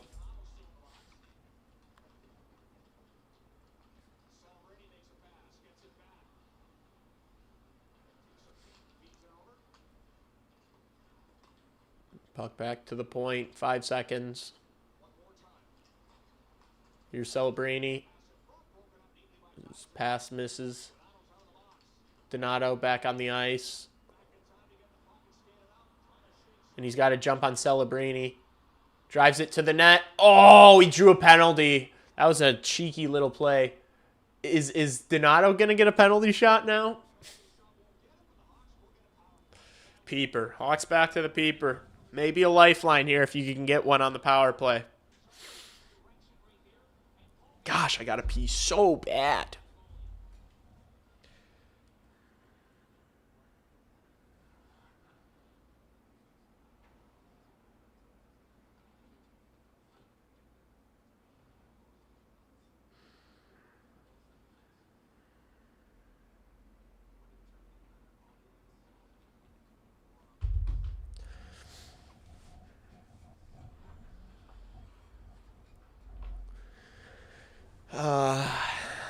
Bottom of the league next year? I don't think so. I mean, if nothing goes according to plan this summer, yeah, potentially. But I think this team is going to look different next year than it does right now. I think we have an entire summer before next year, and I think a lot of things are going to happen in the summer. Players have to operate as if no external player is coming to help them. They just have to get better. That is true. That is true. The players have to take accountability and make massive improvements, individually and as a team, regardless of if they get help or not. That is true. Vlasic went 10 straight games without a hit. Before this one, he's a 6'6 defenseman. Yeah, it'd be great if he was mean. We don't have a single mean defenseman. You know, Kyle Davidson, again, obsessed with just size on the back end. Size doesn't mean grit. Size doesn't mean bite, you know? It'd be great if we had a guy with a little bit of bite, but we don't. You can get that. You've got assets to get anything you want. That's the thing. Like, if you think you're missing something, go fucking get it. Go fucking get it.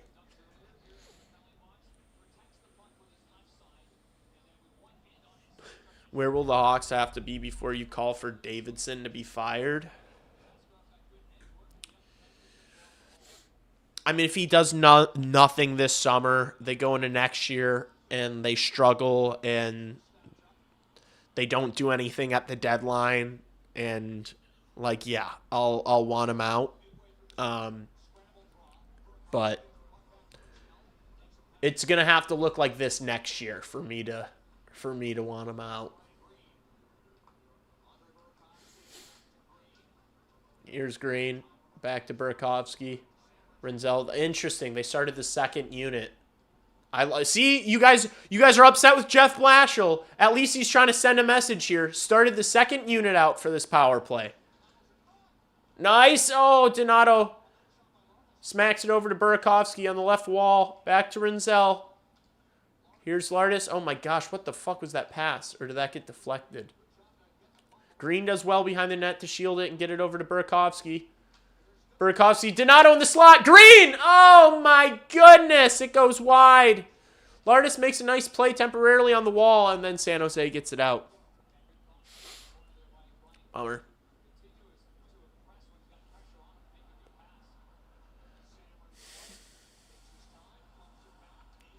Here's Frankie Nazar.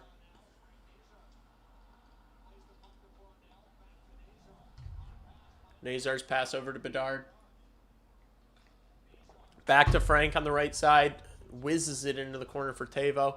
Back to Beds. We got Frindell in the slot here. Very interesting. Frindell in the bumper position. Here's Bertuzzi. Teravainen behind the back pass. Frindell one-timer. Oh. Here's Frindell. Bertuzzi below the goal line. Nice find, Nazar. Oh. Shot gets blocked. Bertuzzi, Frindell, snaps it over to Bedard. Bedard looking. Frank fakes the one-timer. Just passing. Neither of these guys shooting. Frindell, what a play. Looking for the shot pass to Teravainen. It gets tipped just wide. Both teams back to full strength. Bedard with a nice play off, but I don't think Frankie was ready for it. Bummer. They looked good there. Not able to score, though. San Jose dumps it.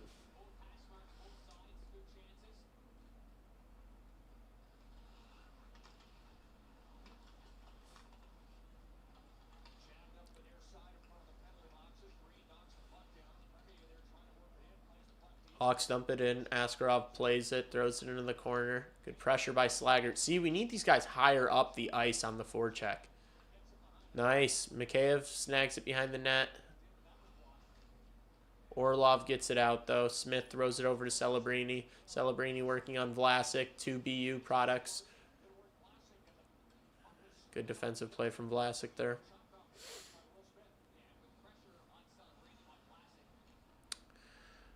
Wow, first time all game they've looked alive. Why does Nazar refuse to shoot the puck? I swear that's the only thing missing from him. I don't know. Frank Nazar also needs to work on like his touch and his ability to control the puck, because he's struggled with that too.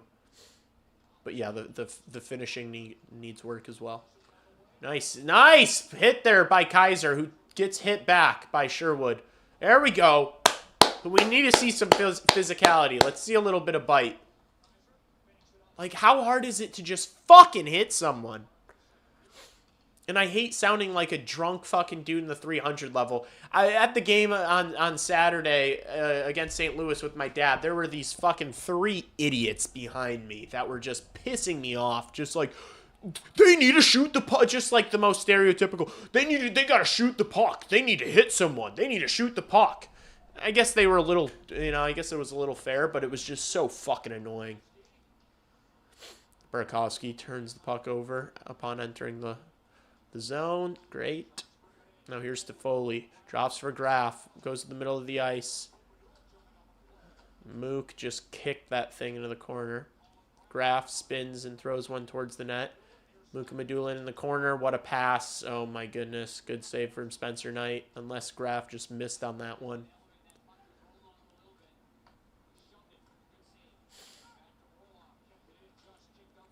Kaiser kicks it out. But Toffoli brings it back in. Korchinski, decent poke check. Kaiser settles it down and moves it to Korch. Now Korch skates it up. His pass hits Bertuzzi and enters the San Jose zone. Dickinson plays it along the wall.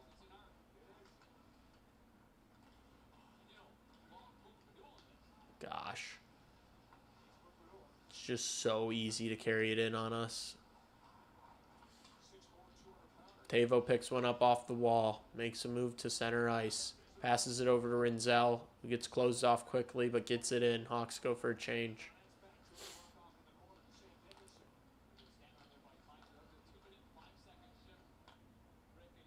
There's a hit from Sam Rinzel. Soft one, but a hit.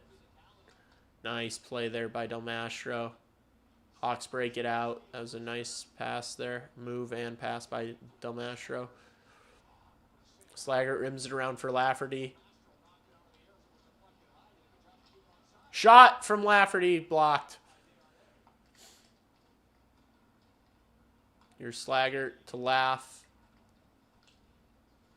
Sam Lafferty tries to move it along the wall. Here's Del Mastro on his backhand. Oh, and then just ran out of real estate, and now San Jose's going 3-on-1 the other way. That was a bad play by Del Mastro. Celebrini gets it across. Nice. Chernishev couldn't handle it. Celebrini has it behind the net, though. Throws it out. Everyone puck watching. Good blocker save from Knight. Everyone just gets so captivated when 71 gets the fucking puck. They don't look at anybody else.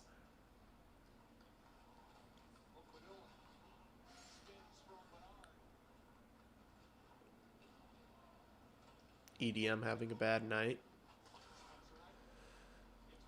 Yeah.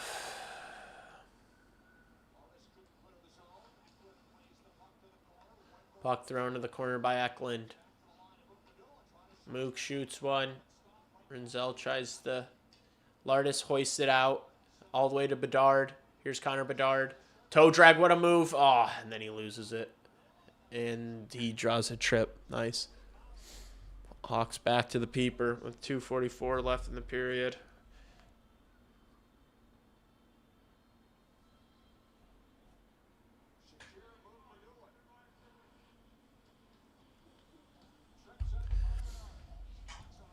Hawks getting shut down in the last home game of the season.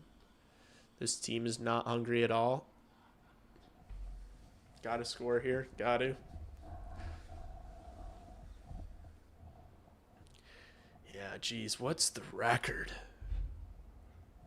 Are they 1-9-1?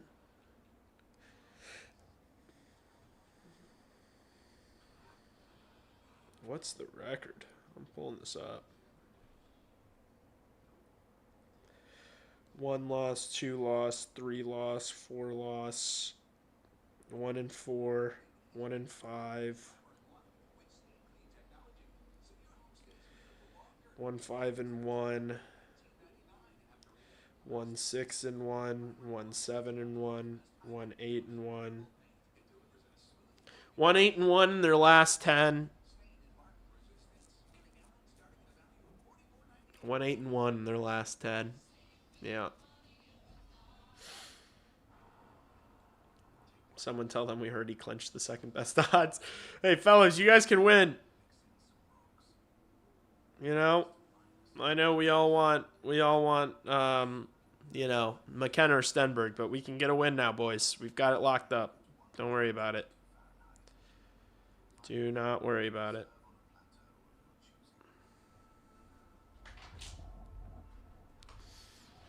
The record is terrible. Don't even look. I'm dead. You guys are funny.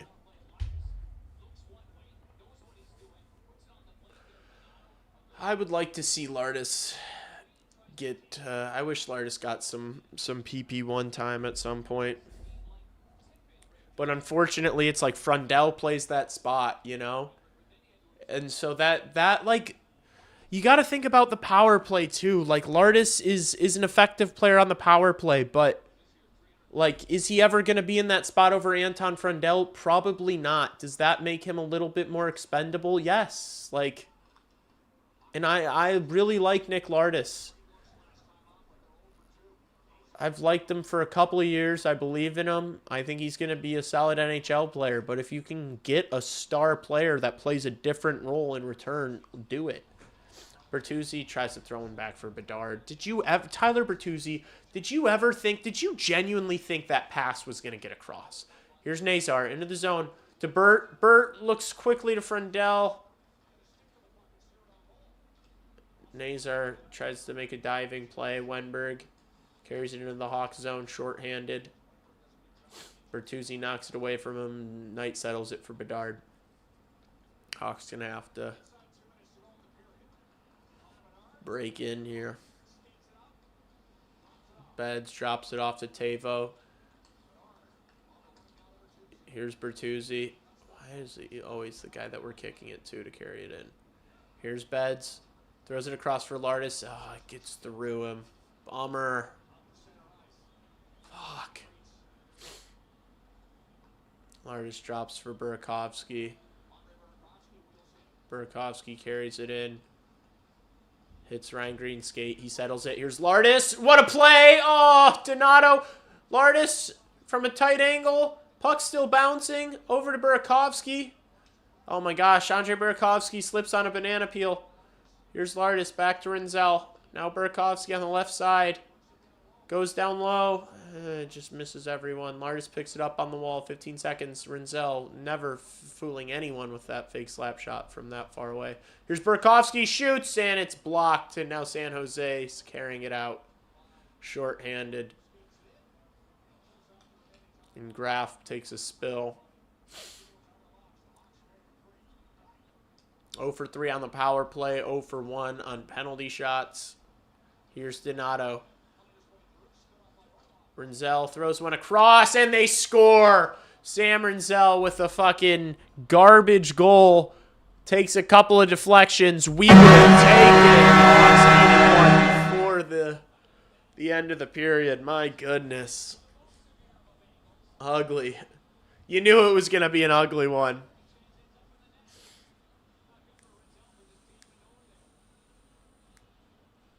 Hawks fans have something to cheer about. Finally, almost through 2 periods of play. There you go. Just get the puck to the net. Especially with Askarov in net. The guy is cheeks. Gosh, he's so ass. Why are we not throwing pucks at the net more? Just throw beach balls at the net. He'll have trouble with them.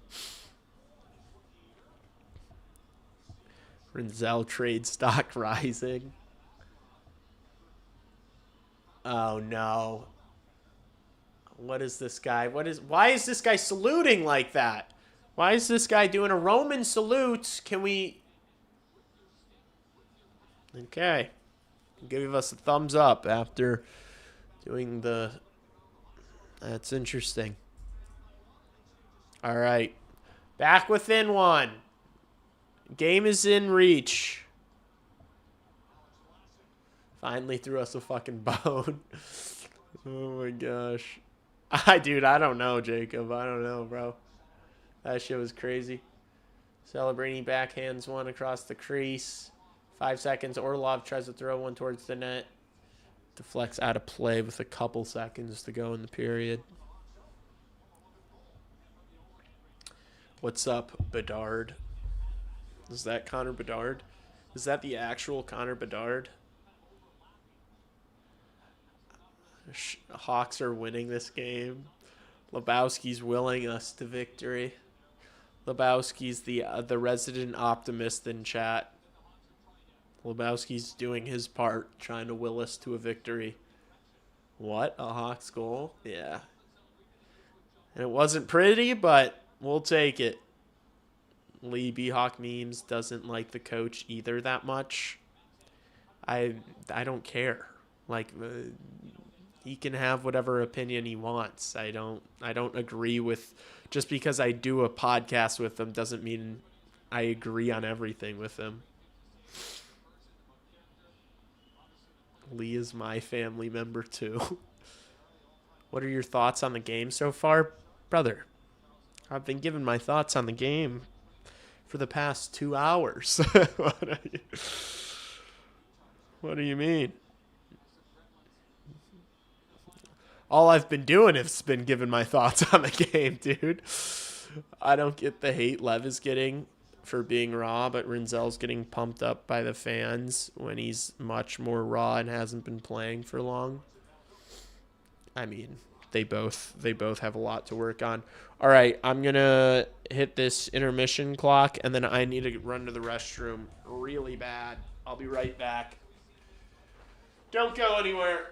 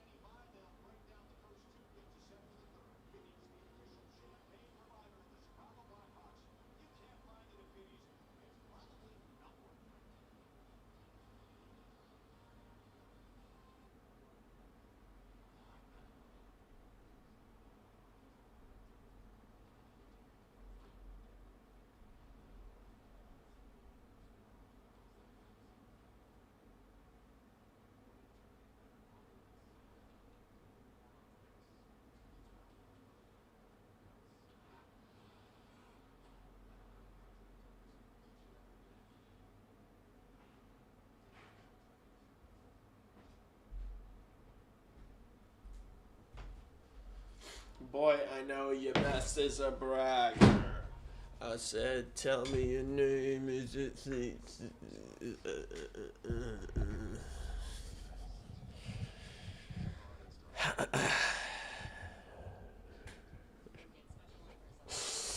Carl asked, Carl keeping stream alive for me. Carl talking to chat.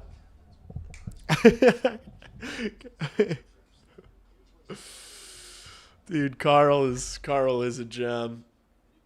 Dad, the first couple periods were quite brutal. They've been tough. Next time Lee has to go potty, tell him to wait and that you have a kind of short story to tell him. Shut up. Play some drip from my walk. The Hawks didn't have a shot on goal in the first 15 minutes of the game. They're 0 for 3 on the power play. Ilya Mikheyev had a penalty shot that he didn't score on. San Jose should have been up 3. Chernyshev had a grade A look with a yawning cage on the left side of the net. And just similar to Nathan McKinnon in the Olympics against Team USA, he just put it into the post with a wide open net. Hand the keys over to Carl. I died when Artie's year-end report was needs to improve at everything. That is funny. At least Wheeler said we have 10 years to figure out the Lev Demidov drama. What does that mean, 10 years to figure that out? I don't think even if Levshinov turns into like an actual top pair defenseman, I don't think that he's going to live up to Demidov. Like, I think Demidov is like a cornerstone offensive player. Like, I think Demidov is gonna be a star. Like, I don't think anyone will ever, I really don't. Like, it's already, like, people say it's unfair to Artie that you compare him to Demidov. It's like, yeah. And that's kind of an indictment on the guy who drafted him a little bit. His report was needs to learn to play hockey. Like, Demidov is obviously the better player. I do not think that Artem Levshinov is going to become as good of a hockey player as Ivan Demidov. If you want to make an argument that he'll be more impactful as a right-shot defenseman, if you want to make that argument, that's fine. That's fine. Okay? But I'm sorry. I'm not. Demidov is going to be better. Clearly.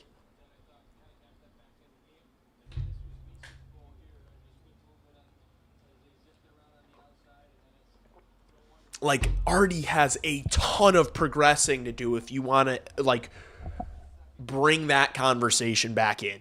Artie's got to get a lot better if you want to have a serious discussion about who's better, Demidov or Levshinov. Because, like, he's just not close.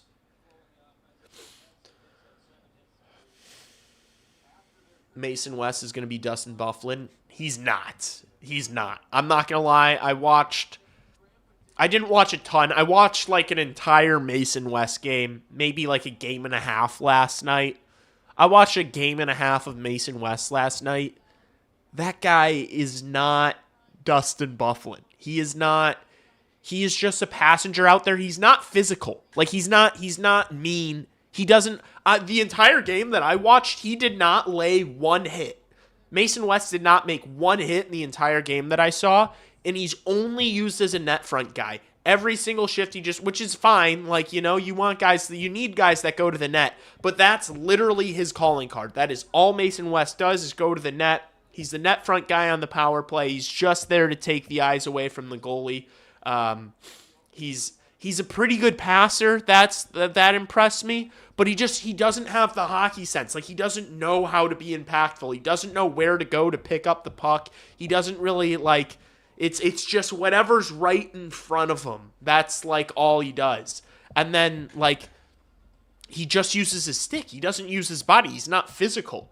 He's like Louis Crevier and Alex Vlasic, just using his stick out there. And so... yeah, I think Blackhawks fans need to pump the brakes on Mason West. That is not an NHL player for 3 years. 3 years. He needs at least 2 years. At least 2 years at the University of Michigan State. He needs at least 2 years at Michigan State. Because he has no hockey sense. He looks like, you know what he looks like? He looks like he didn't play half of the season in the USHL because he was playing a different sport. That's what he looks like to me.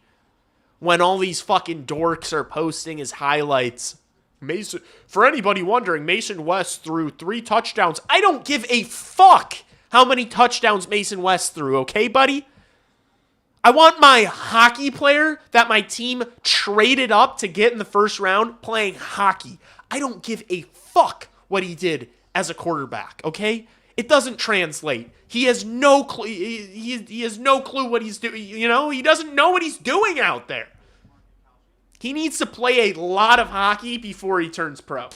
A lot of hockey. That was, I'm going through and I'm grading all these picks. I'll give you another spoiler. That didn't get a great grade from me either. Kyle Davidson's done that in the past couple drafts where he's like traded up and picked just a head scratcher of a guy.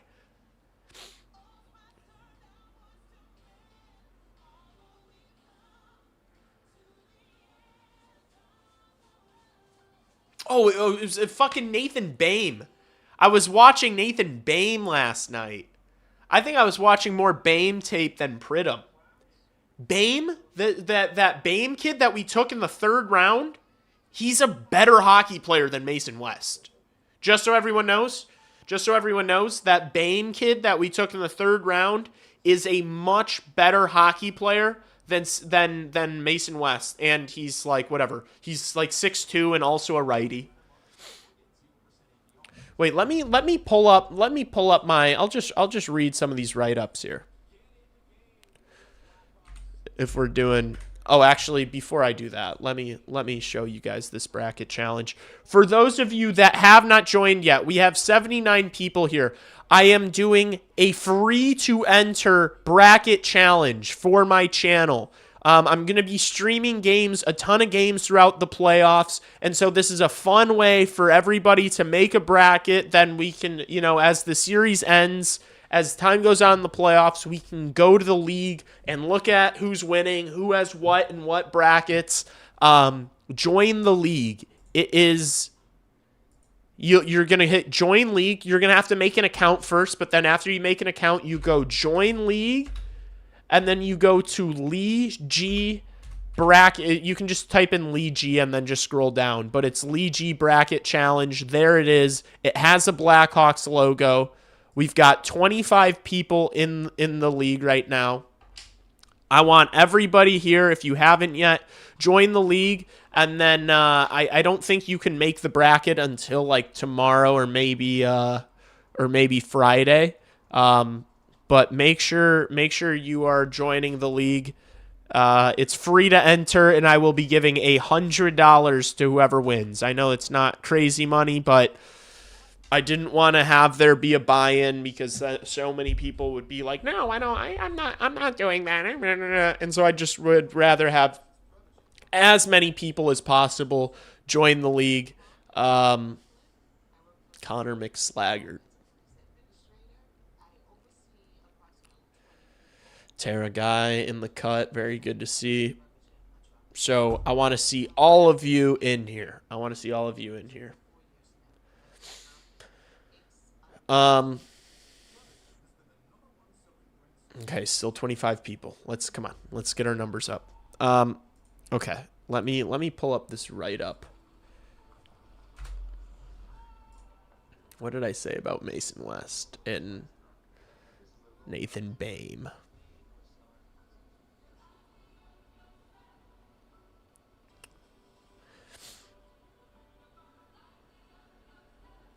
Because I think I was just getting Bame and fucking Pridham. Okay. Mason West. I gave Mason West a C. And honestly, the more I talk about it, after watching that tape last night, I'm switching it to a C-. I'm giving that pick a C-. C- for the Mason West pick. Might be a little harsh. KD traded up to get him, and we haven't seen enough of him yet. Joined Fargo Forest late this year because he was playing football, which I couldn't give a fuck about. It kind of pissed me off. He's absolutely massive and undeniably has some tools, but needs to develop his hockey sense. Despite his size, he really isn't very physical and is primarily used as a net front guy for Fargo. Outside of that, I don't think he really affects the play a ton, which he will hopefully improve greatly upon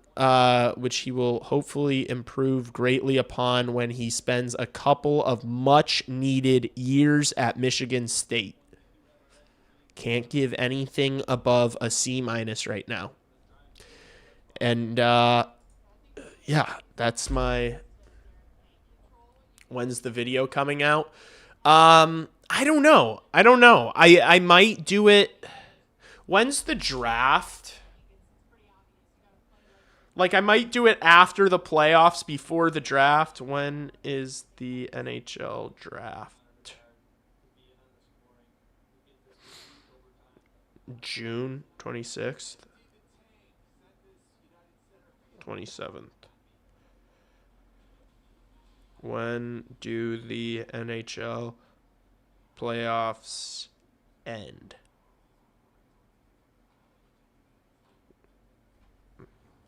June 21st. Oh, not much time. I'll put it out. I'll put it out sometime in June.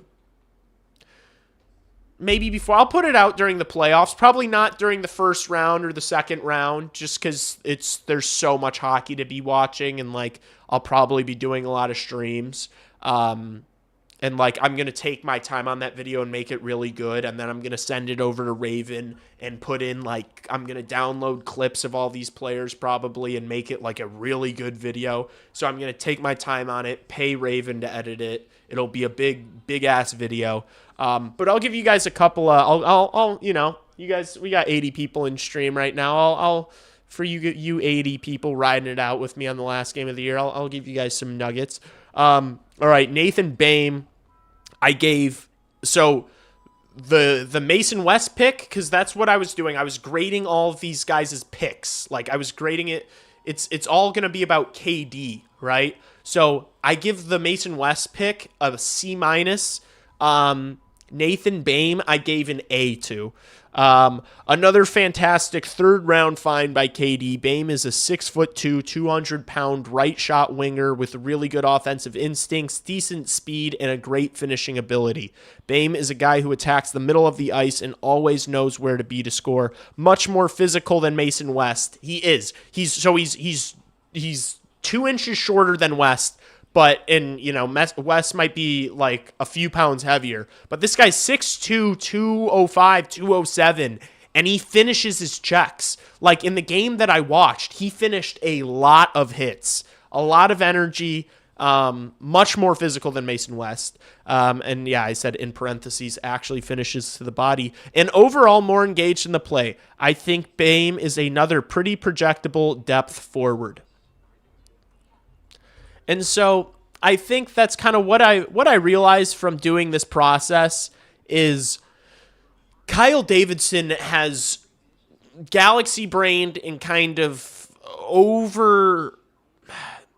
he hasn't done great at the start of the draft. Like the picks, his top picks, his first round picks haven't been great, but he is amazing. He is amazing at drafting in rounds 2 through 4. Like generationally good. Like I'm going to have statistics in the video. I'm going to have graphs in the video showing NHL probabilities for second round picks. It falls from first round. The percentage of guys that become NHL players from the first round to the second round, it completely falls off a fucking cliff. It completely falls off a cliff. And then third round is super low too. Like you have I think the number's like 30% of players that are drafted in the third round will play an NHL game. That's not saying they'll have NHL careers. That's like 30% of the players drafted in the third round will play a game. Right? And KD is just every single draft, literally every single one of KD's draft, he's found NHL caliber guys in the third round, which what that tells me is don't fall in love with any of these depth guys. Like if you are not a cornerstone piece on this team, you like fans, Blackhawks fans, I'm talking to you guys. If they are not a cornerstone piece on this team, like a Connor Bedard or an Anton Friendel, you should be okay with this team trading anyone, because if there's one thing this general manager has proven he's able to do, it's draft middle 6, bottom 6 guys consistently in the second, third, and fourth round. And that's valuable. That is good. And so you're always, no matter how good you get, you're gonna have second and third round picks. Like even when you're contending in trading your first round picks away for assets, you're still gonna be drafting in the later rounds. And this guy can consistently find guys in those rounds. So don't be in, like, we should not be in love over any player that you think is going to be a middle six guy. If they're a middle six guy, that means they should be considered to be traded. They are not off limits. Don't fall in love with them. You'll find them anywhere. This general manager can consistently find those guys. I lost the metal thing in the fidget spinner again, so I'm looking for it. Sorry.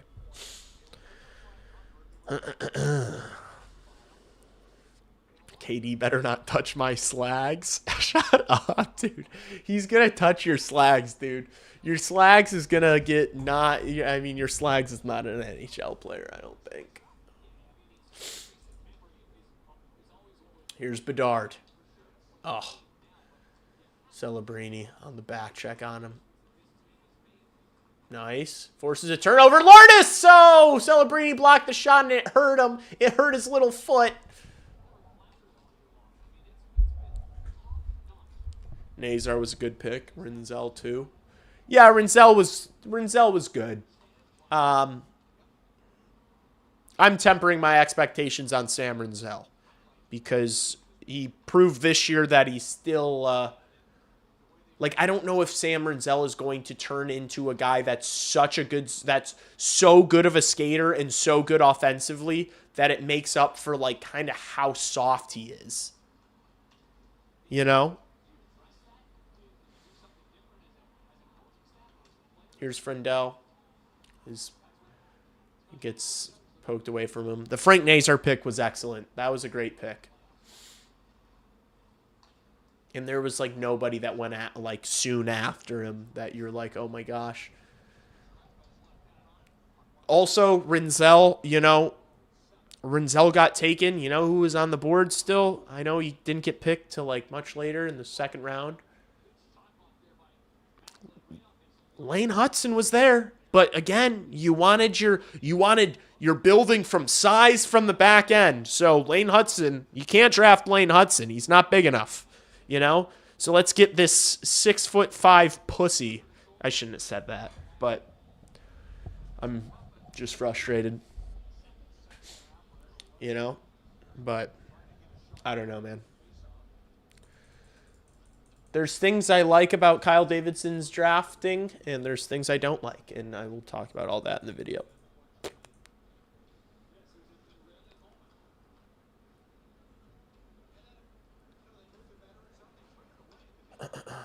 And also, once we find out what pick we have, I'm going to do, I'll do breakdowns of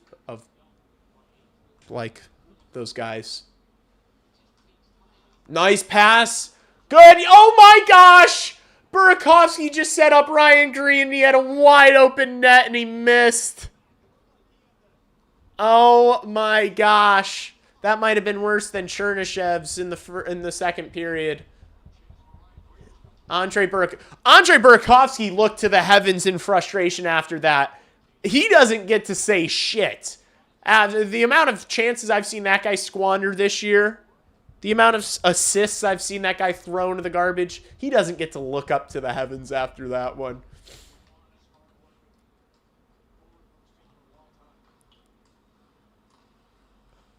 Green top 10 respect moment. Green top 10 respect moment. I'm so dead. You know ball. You know ball, sir. Georgie. Little Georgie, you know ball. Little Geo.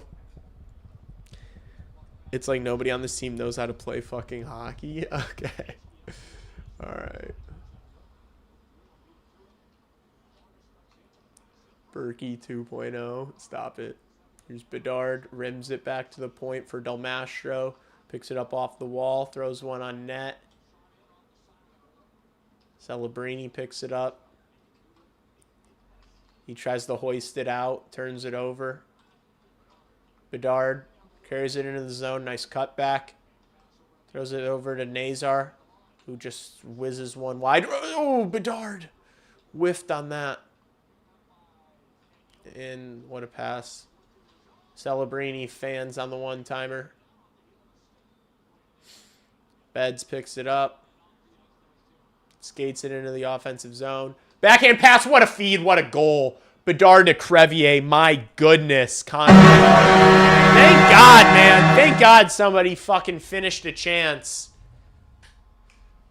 Let's go. What a pass and what a goal.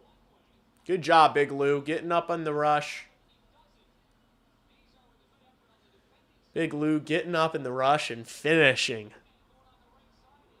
What a fucking pass. My goodness. That's ridiculous. Fuck you, Will Smith. You're shit. Crevier putting it top corner. Tucking it in top corner where Grandma hides the pain pills. Let's go. We're all tied up. Hey, Lebowski, say the line. Oh, there it is. Hawks are winning this game. You beat me to the punch. There we go, Lebowski. There we go, Lebowski. Fire me up. Gold chain Bedard. Is Louis Crevier leading our D in goal? I think so. 7th round pick for Louis Crevier. Yeah, that wasn't Kyle Davidson, though. That was a Stan Bowman original. Oh. I thought we were just going to give the... I thought the Sharks were going to score right after that. That would have been so funny. You guys would have been so pissed.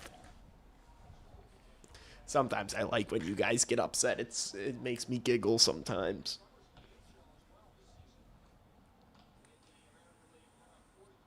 Renzel intercepts a pass in the neutral zone, but then just gives it back to San Jose. That was very nice of him. Sam Renzel just like thinks. He thinks, and he just like panics, you know?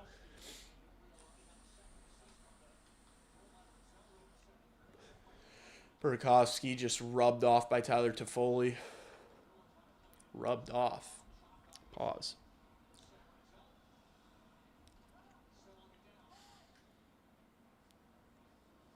All right.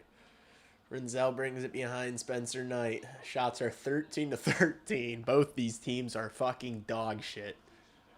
Don't get it twisted. San Jose is ass. We're putting up this stinker and we're about to beat them, okay? I did, PJ. Oh, Del Mastro trying to get cute, turns it over. Now here's Teravainen into the zone. Drops. Korchinski, one-timer. Nice. Good to see him shoot the puck. I don't think it was going to go on net even, but I like to see that. Del Mastro with the hit, leaving the net front area wide open. Del Mastro pokes one out. And Teravainen just coughs it up. My goodness. He is ass. San Jose is platinum cheeks. Trade Renzel and fire Panger? Dude, what? Panger, what you saying fuck me for? Oh, here's Bedard. He's on one. He's got some speed. Oh. Tried to take on a couple of guys there. Vlasic tried to turn him past that. And now Bedard into the zone. Loses an edge. Gets back on the puck. What a find. Here's Vlasic. Nice move. Did I hit the pipe? Crevier shoots.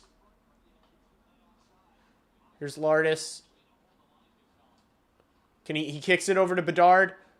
Bedard throws it through to Vlasic. Askarov makes the save. Terrible rebound control, though. Here's Chernisev to Celebrini. Good back check by Nazar. And now here's Bedard. Maybe has a 2-on-1 with Mickey. Oh, Bedard just took a second to make that pass. Where's Frundy? Get Frundy on the ice. I would love a Frundy goal or a point. Wyatt Kaiser dumps it. Frundell lets it go. Renzel to Mickey. Throws it towards Frundell. Oh, here's Sam Renzel. Oh, yeah, keep it up there, big fella. You don't always have to curl back to the blue line. Nice back check from Mikheyev. Renzel plays it off the wall up to Burt. And Burt gets stick checked and puck gets out of the zone.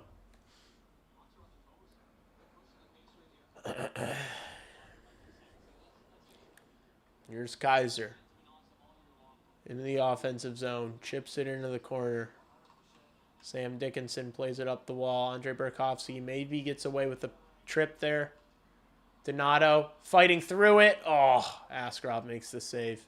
Burakovsky picks it up, wheels it to the middle of the ice. Delmasher now shoots, and it goes off Ryan Green. He needed that one after an hour of a miss. Oh my goodness, did he need that? Holy shit. Did it go off his shin pad? EDM hat trick. Let's go. Hawks are winning this game. The Sharks are so ass, dude. Sharks are so bumpkin. Nice. Del Mastro on the tape. That was a great play from Del Mastro. He needed that too. Green and EDM both needed some redemption there, chat. I'm glad they both got it. Here's Donato. He coughs the puck up. San Jose coming the other way. To Foley. Shit. I didn't start the clock.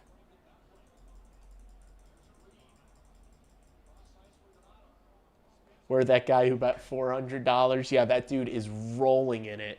Because I think he said that after they went down a goal. That dude is a fearless warrior. Honestly, that's just kind of blind faith. There's no reason to believe that this team was going to come back in this one. San Jose is fucking shit, man.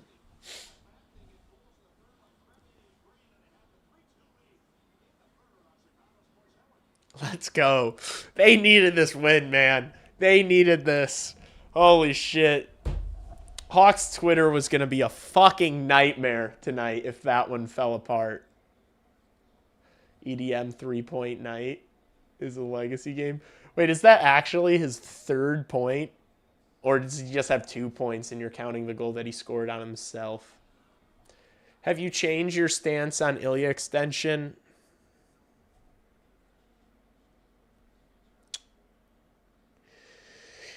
Maybe slightly, in the sense that I just think you should package several of these young players. And so I think if you do that, you'll leave yourself with maybe one more open spot.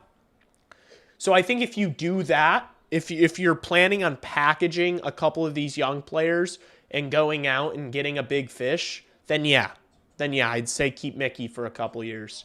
But if you're not, if you're just gonna stand pat and just roll it with the young guys, I don't know if there's room for him. But yeah, no, I think the way things have gone down the stretch, I don't think that you can afford to just continue to get younger than you actually are. So I would buy out Burakovsky, I would extend Mikheyev, and then I would package 2 or 3 young players and a couple of high-end draft picks for a star player. That's what I would do. Trade a Moore and a Green, or a, or a fucking, I don't know, a Lardis, a Boisvert, trade a fucking, I don't care. Trade a Van Acker, trade a Pridham.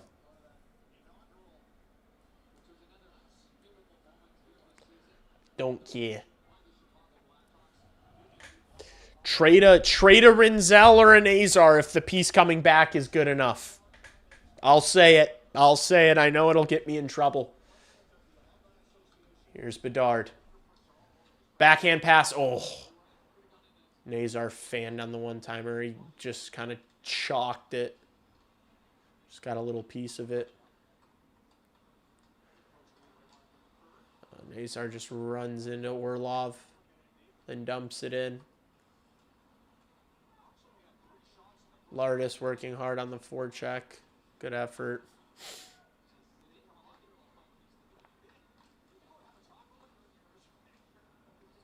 Kaiser picks it up behind the Hawks net. Flips it out to center. Renzel. You say no Nazar, but it's like, what if you were getting back, you know, Nico Hischier? What if you were getting Nico Hischier, you know? It's like I wouldn't look to trade Nazar, but if you could get... Oh, Crevier with the blast! Did he just score? Did anybody get a piece of it? Oh my gosh, Louis Crevier 2-0. He's a fucking beast, man. Big Lou. Big Lou. Now, if he could just get a little mean. If he could just get a little mean, I'd be feeling really good about Louis Crevier being on this team for a very long time. He is so big. What a shot. Oh my gosh, it's a fucking rocket. Askarov saw it the whole way and just could not get the two-seamer from Big Lou. Could not catch the fastball down the middle. What a bum. Askarov, yeah, he's bad. Big Lou trade value sky high. Oh, hello. Oh, you brought me cake? Thank you. You taped it? Oh, yeah, because I didn't want it to get outside air on That's it. very sweet of you. I also didn't bring it a fork. It's okay. Well, I'll eat it after.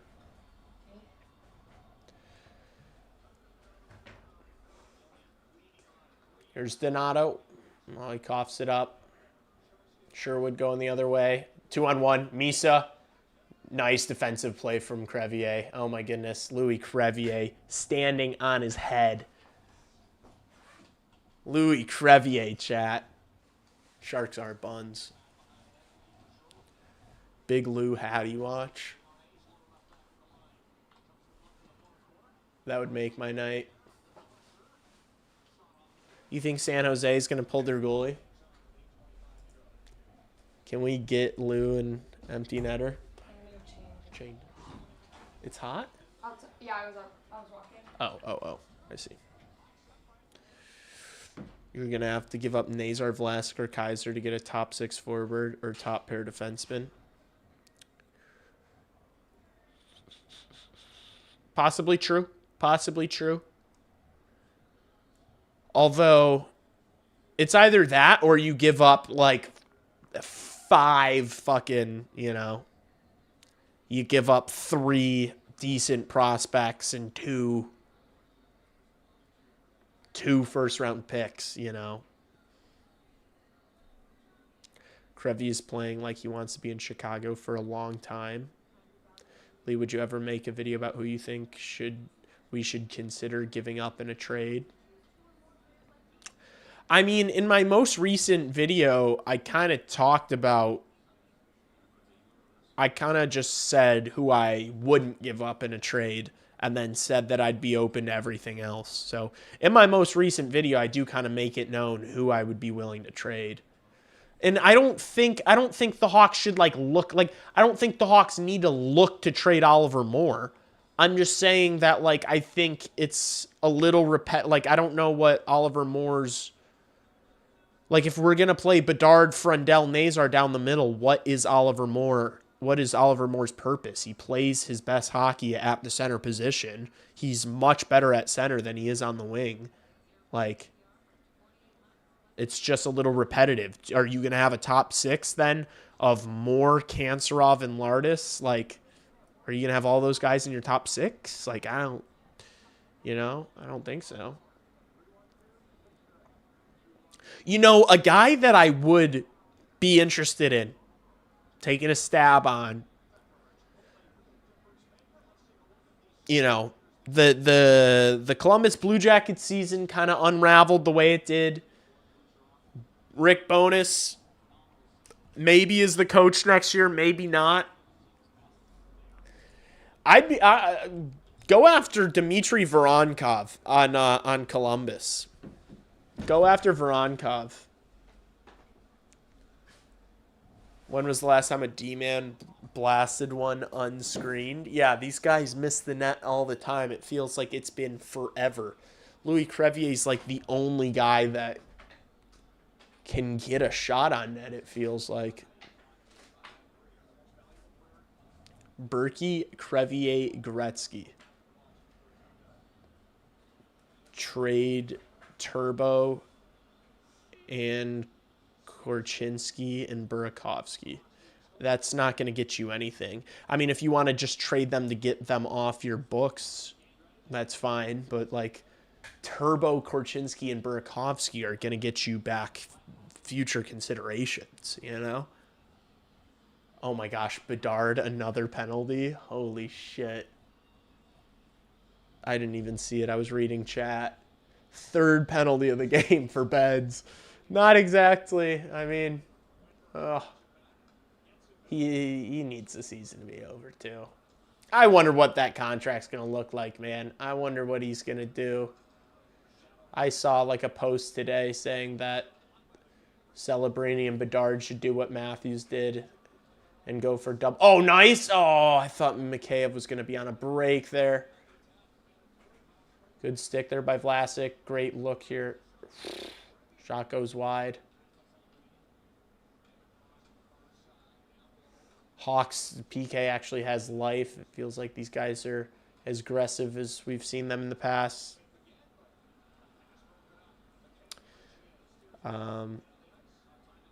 Last game penalty minute maxing. Yeah.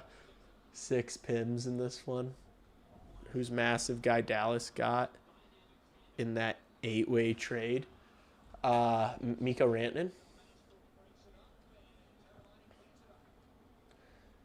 Teravainen dumps it in. Great work on the PK here. Slager races that puck and throws it back to Teravainen. And now Hawks just playing keep away here on the PK. Del Mastro hammers it up the wall. Great play by the Hawks there. Wasting some time. There we go. There we go. Celebrini should be 18 by 8. Celebrini should go for 30 mil a year. 15 mil, 5 years.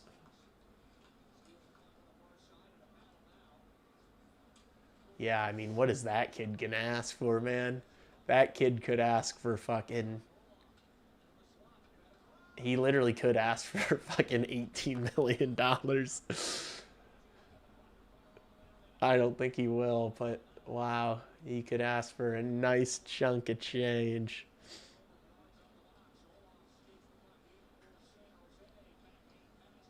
Oh, no.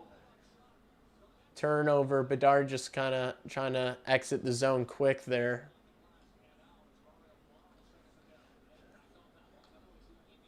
I'd trade Nazar for the right play. That's what I'm saying. Like, I don't want to trade Frank Nazar. He's my favorite player on the team. I'm just saying.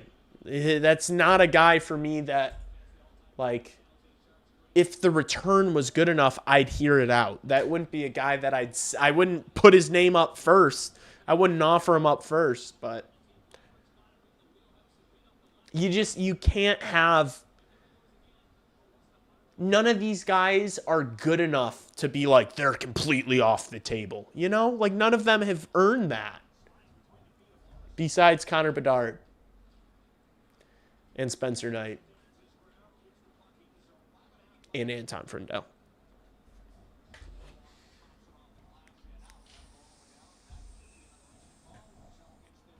Icing.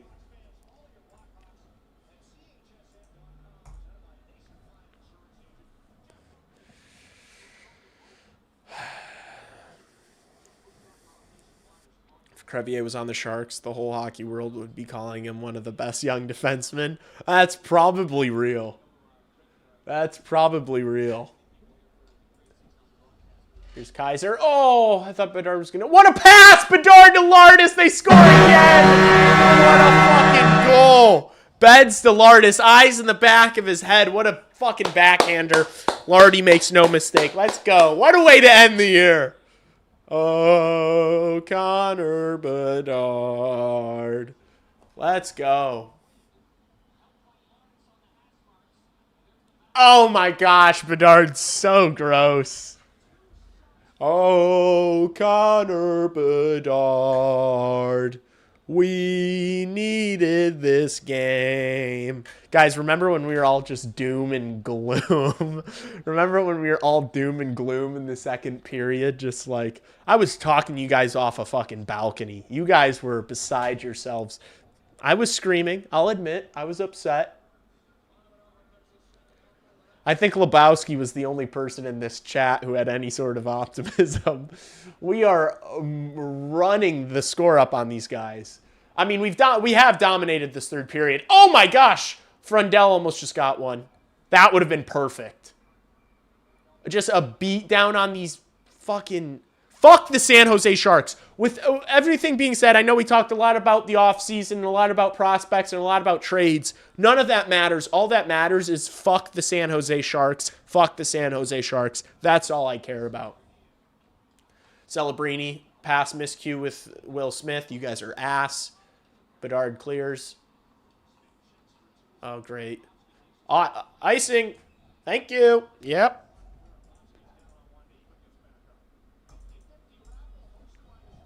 San Jose Burakovskis, they're ass, dude. They are straight poop. Did you like that? They are poop. Bring the kids back. No need for talent. Hey, chat, we've seen enough. Run it back. Same group. I don't care what happens as long as we beat San Jose 2 out of 3 times. That's good with me. Bring the kids back. I just dropped the metal piece from this again. But do you want to give that a little play? I would love to give this a go. I don't know where the metal piece went. Well, it kind of feels cool about it. What? It feels cool about it. Yeah, right? It kind of like swings a little bit. Yeah. The guy doing the hawk? Yeah, that guy was funny. The Tommy Hawk inflatable. Oh, Bedard with another backhand feed. Jeez. This guy is on. He's feeling it on the backhand tonight. Here's Beds. Oh, tight angle. That would have been a perfect end of the year. Let's get one more, chat. One more to just really put the stamp on this beat down. See, like, Kaiser, his shot gets deflected. Bedard's there in the corner. Oh, Kaiser, good keep. One-timer for Donato. Askarov makes the save. Chat, like, you know, it could have been worse. Chat, it could have been worse this year. You could have been the San Jose Sharks where you didn't make the playoffs and then aren't going to draft in the top 10 probably. You know? Like, it could be worse and then get absolutely pumped by your biggest rival in the final game of the season. It could be worse. All things considered, at least we're not the San Jose Sharks. Am I right? Bedard frame mogs Celebrini. He really does. He really does. All this period tells me is that this team is capable. They need to find that drive and want. Exactly. And what do you know? It's the San Jose Sharks, a game they have circled, a game they actually try in. They put in the effort. What happens? I will say, if Chernishev buries that wide open chance and makes it 3-0, it's a very different game, you know? I want Frundell to get the next goal. I would love a Frundell goal or a Bedard goal or a Louis Crevier hat-trick goal. Is your girlfriend a Blackhawks enjoyer? I'm making her one. Are you? Yes. She said yes. Yeah, I don't understand anything really. She's learning. I'm going to teach her. I'm going to win the bracket challenge. Oh yeah, she is in the bracket challenge. Honestly, if your bracket does worse than hers, that's tough. That's like losing to the Chicago Blackhawks in the last game of the season. You know what I'm saying? You do not want her bracket to do better than yours. What if I'm actually really good at it? And honestly, I'd be really impressed. That'd be really cute, actually. If you were really good at... I won't be. That's okay. I'm too excited. That's all right. Sam Dickinson is a shite top prospect. Oh, no.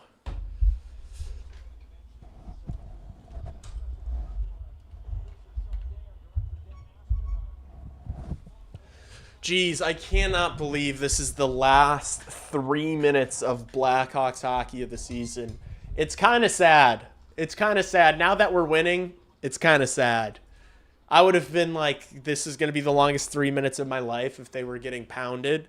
But now that we're beating this bullshit-ass San Jose Sharks team, I'm going to miss it a lot. I'm going to miss it a lot. I will be streaming playoff games all the time. It's different. It's different than Blackhawks hockey. It'll be better than Blackhawks hockey, but it's different, you know? Any off-season content, yeah, I'm going to be making content all summer.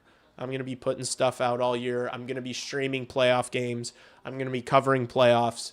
I'm going to still be talking about the Blackhawks during playoffs. I'm probably going to get busier over the next month and a half, not the opposite, to be honest with you guys. And then, yeah, I'm going to be covering the draft, doing prospect videos. Oh, no. Spencer Knight with a softie. Nice. He fights it off. If any of you are watching and, you know, this is the first stream you pulled up to, do me a huge favor and subscribe to my channel. If you're not subscribing to my channel, I would really appreciate a sub. Tossing a sub my way. A Subway sandwich. Toss a Subway sandwich my way. It costs you nothing. It would also be nice if you could like the stream. I don't really care about likes on streams. I should ask for that earlier in the stream, not at the end. I don't know if that does anything, but subscribe to the channel and keep an eye out for content. Fans are applauding the Blackhawks in the United Center right now. They battled back. They were 1-8-1 in their last 10 coming into the game. I don't think San Jose's pulling the goalie. They're haters and don't want Louis Crevier to get one. Gosh, where's that guy that said he was bet $400 on the Blackhawks? What is he up to right now? Last minute of Blackhawk hockey. Chat, standing ovation for the last minute. Come on. Come on, I need everybody up. Everybody up. Yep, come on. Let's see a clap, Brianna. Yeah. Final minute. Woo. It was it was a bittersweet season. There were some highs, there were some lows, but the silver lining in it what was I trying to say? The silver lining of it all is that we're getting a top 4 pick in the NHL draft. This general manager knows he's got to kick it into gear and swing for the fences this summer and bring in real players. Connor Bedard took a big step. There were positives. There were a lot of negatives, but there were positives. I enjoyed it so much with you guys. I appreciate every single one of you. Hawks win the final game of the season. Fuck the San Jose Sharks. And now it's focused on you and not on me. You're getting shy back there. All right. You asked for it. I'll pull it up. I'll pull it up for the last time. For the last time we're going to do it this year.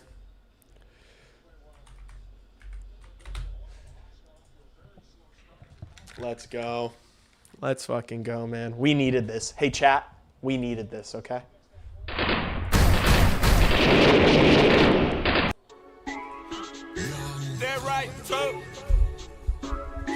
Sing it if you know it.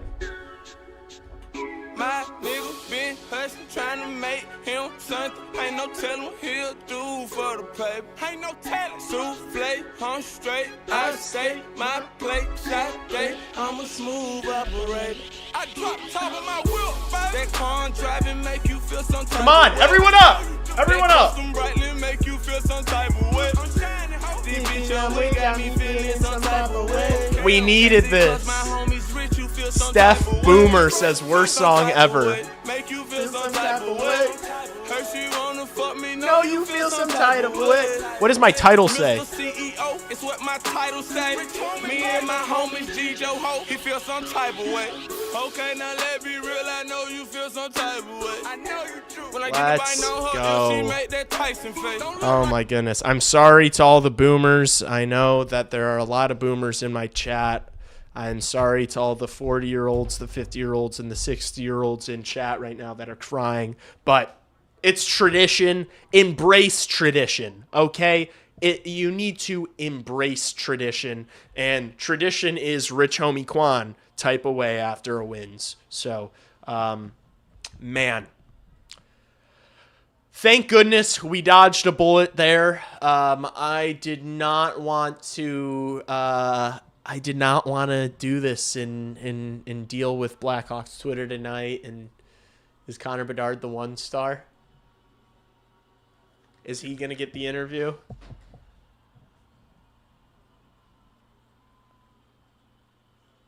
Was he the 1-star? Oh no, it's gonna be Louis.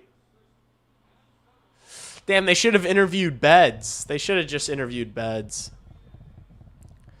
Now play Stop Snitching. That shit is a banger. I know, bro. I know.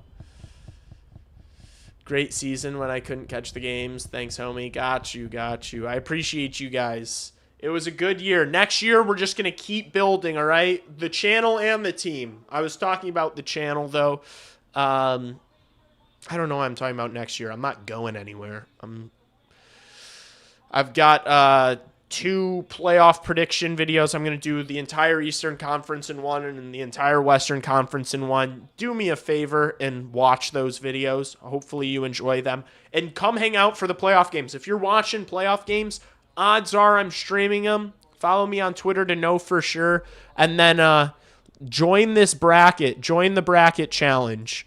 It is NHL bracket challenge. It's technically bracketchallenge.nhl.com. Just look up NHL bracket challenge. This will be the first thing that comes up. Find join a league. This is the name of the league. It'll come up after you type in Lee G. Lee G bracket challenge. The picture is of a Chicago Blackhawk. We have, how many people do we have? 27 people in it. Let's get a few more. 27 is a good number, though. Shut up and listen to the interview? Damn, chill, bro.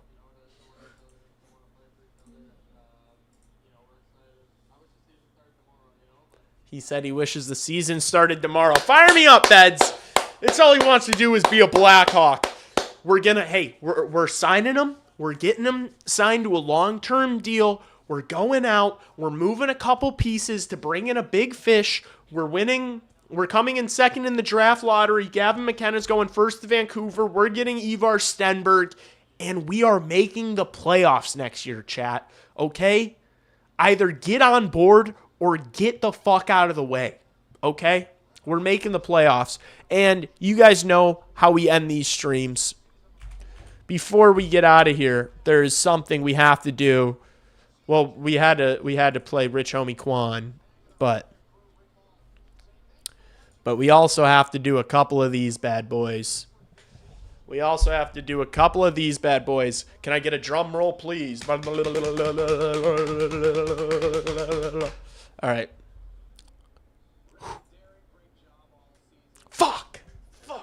We've been getting we've been doing good the past couple of games, past couple of losses.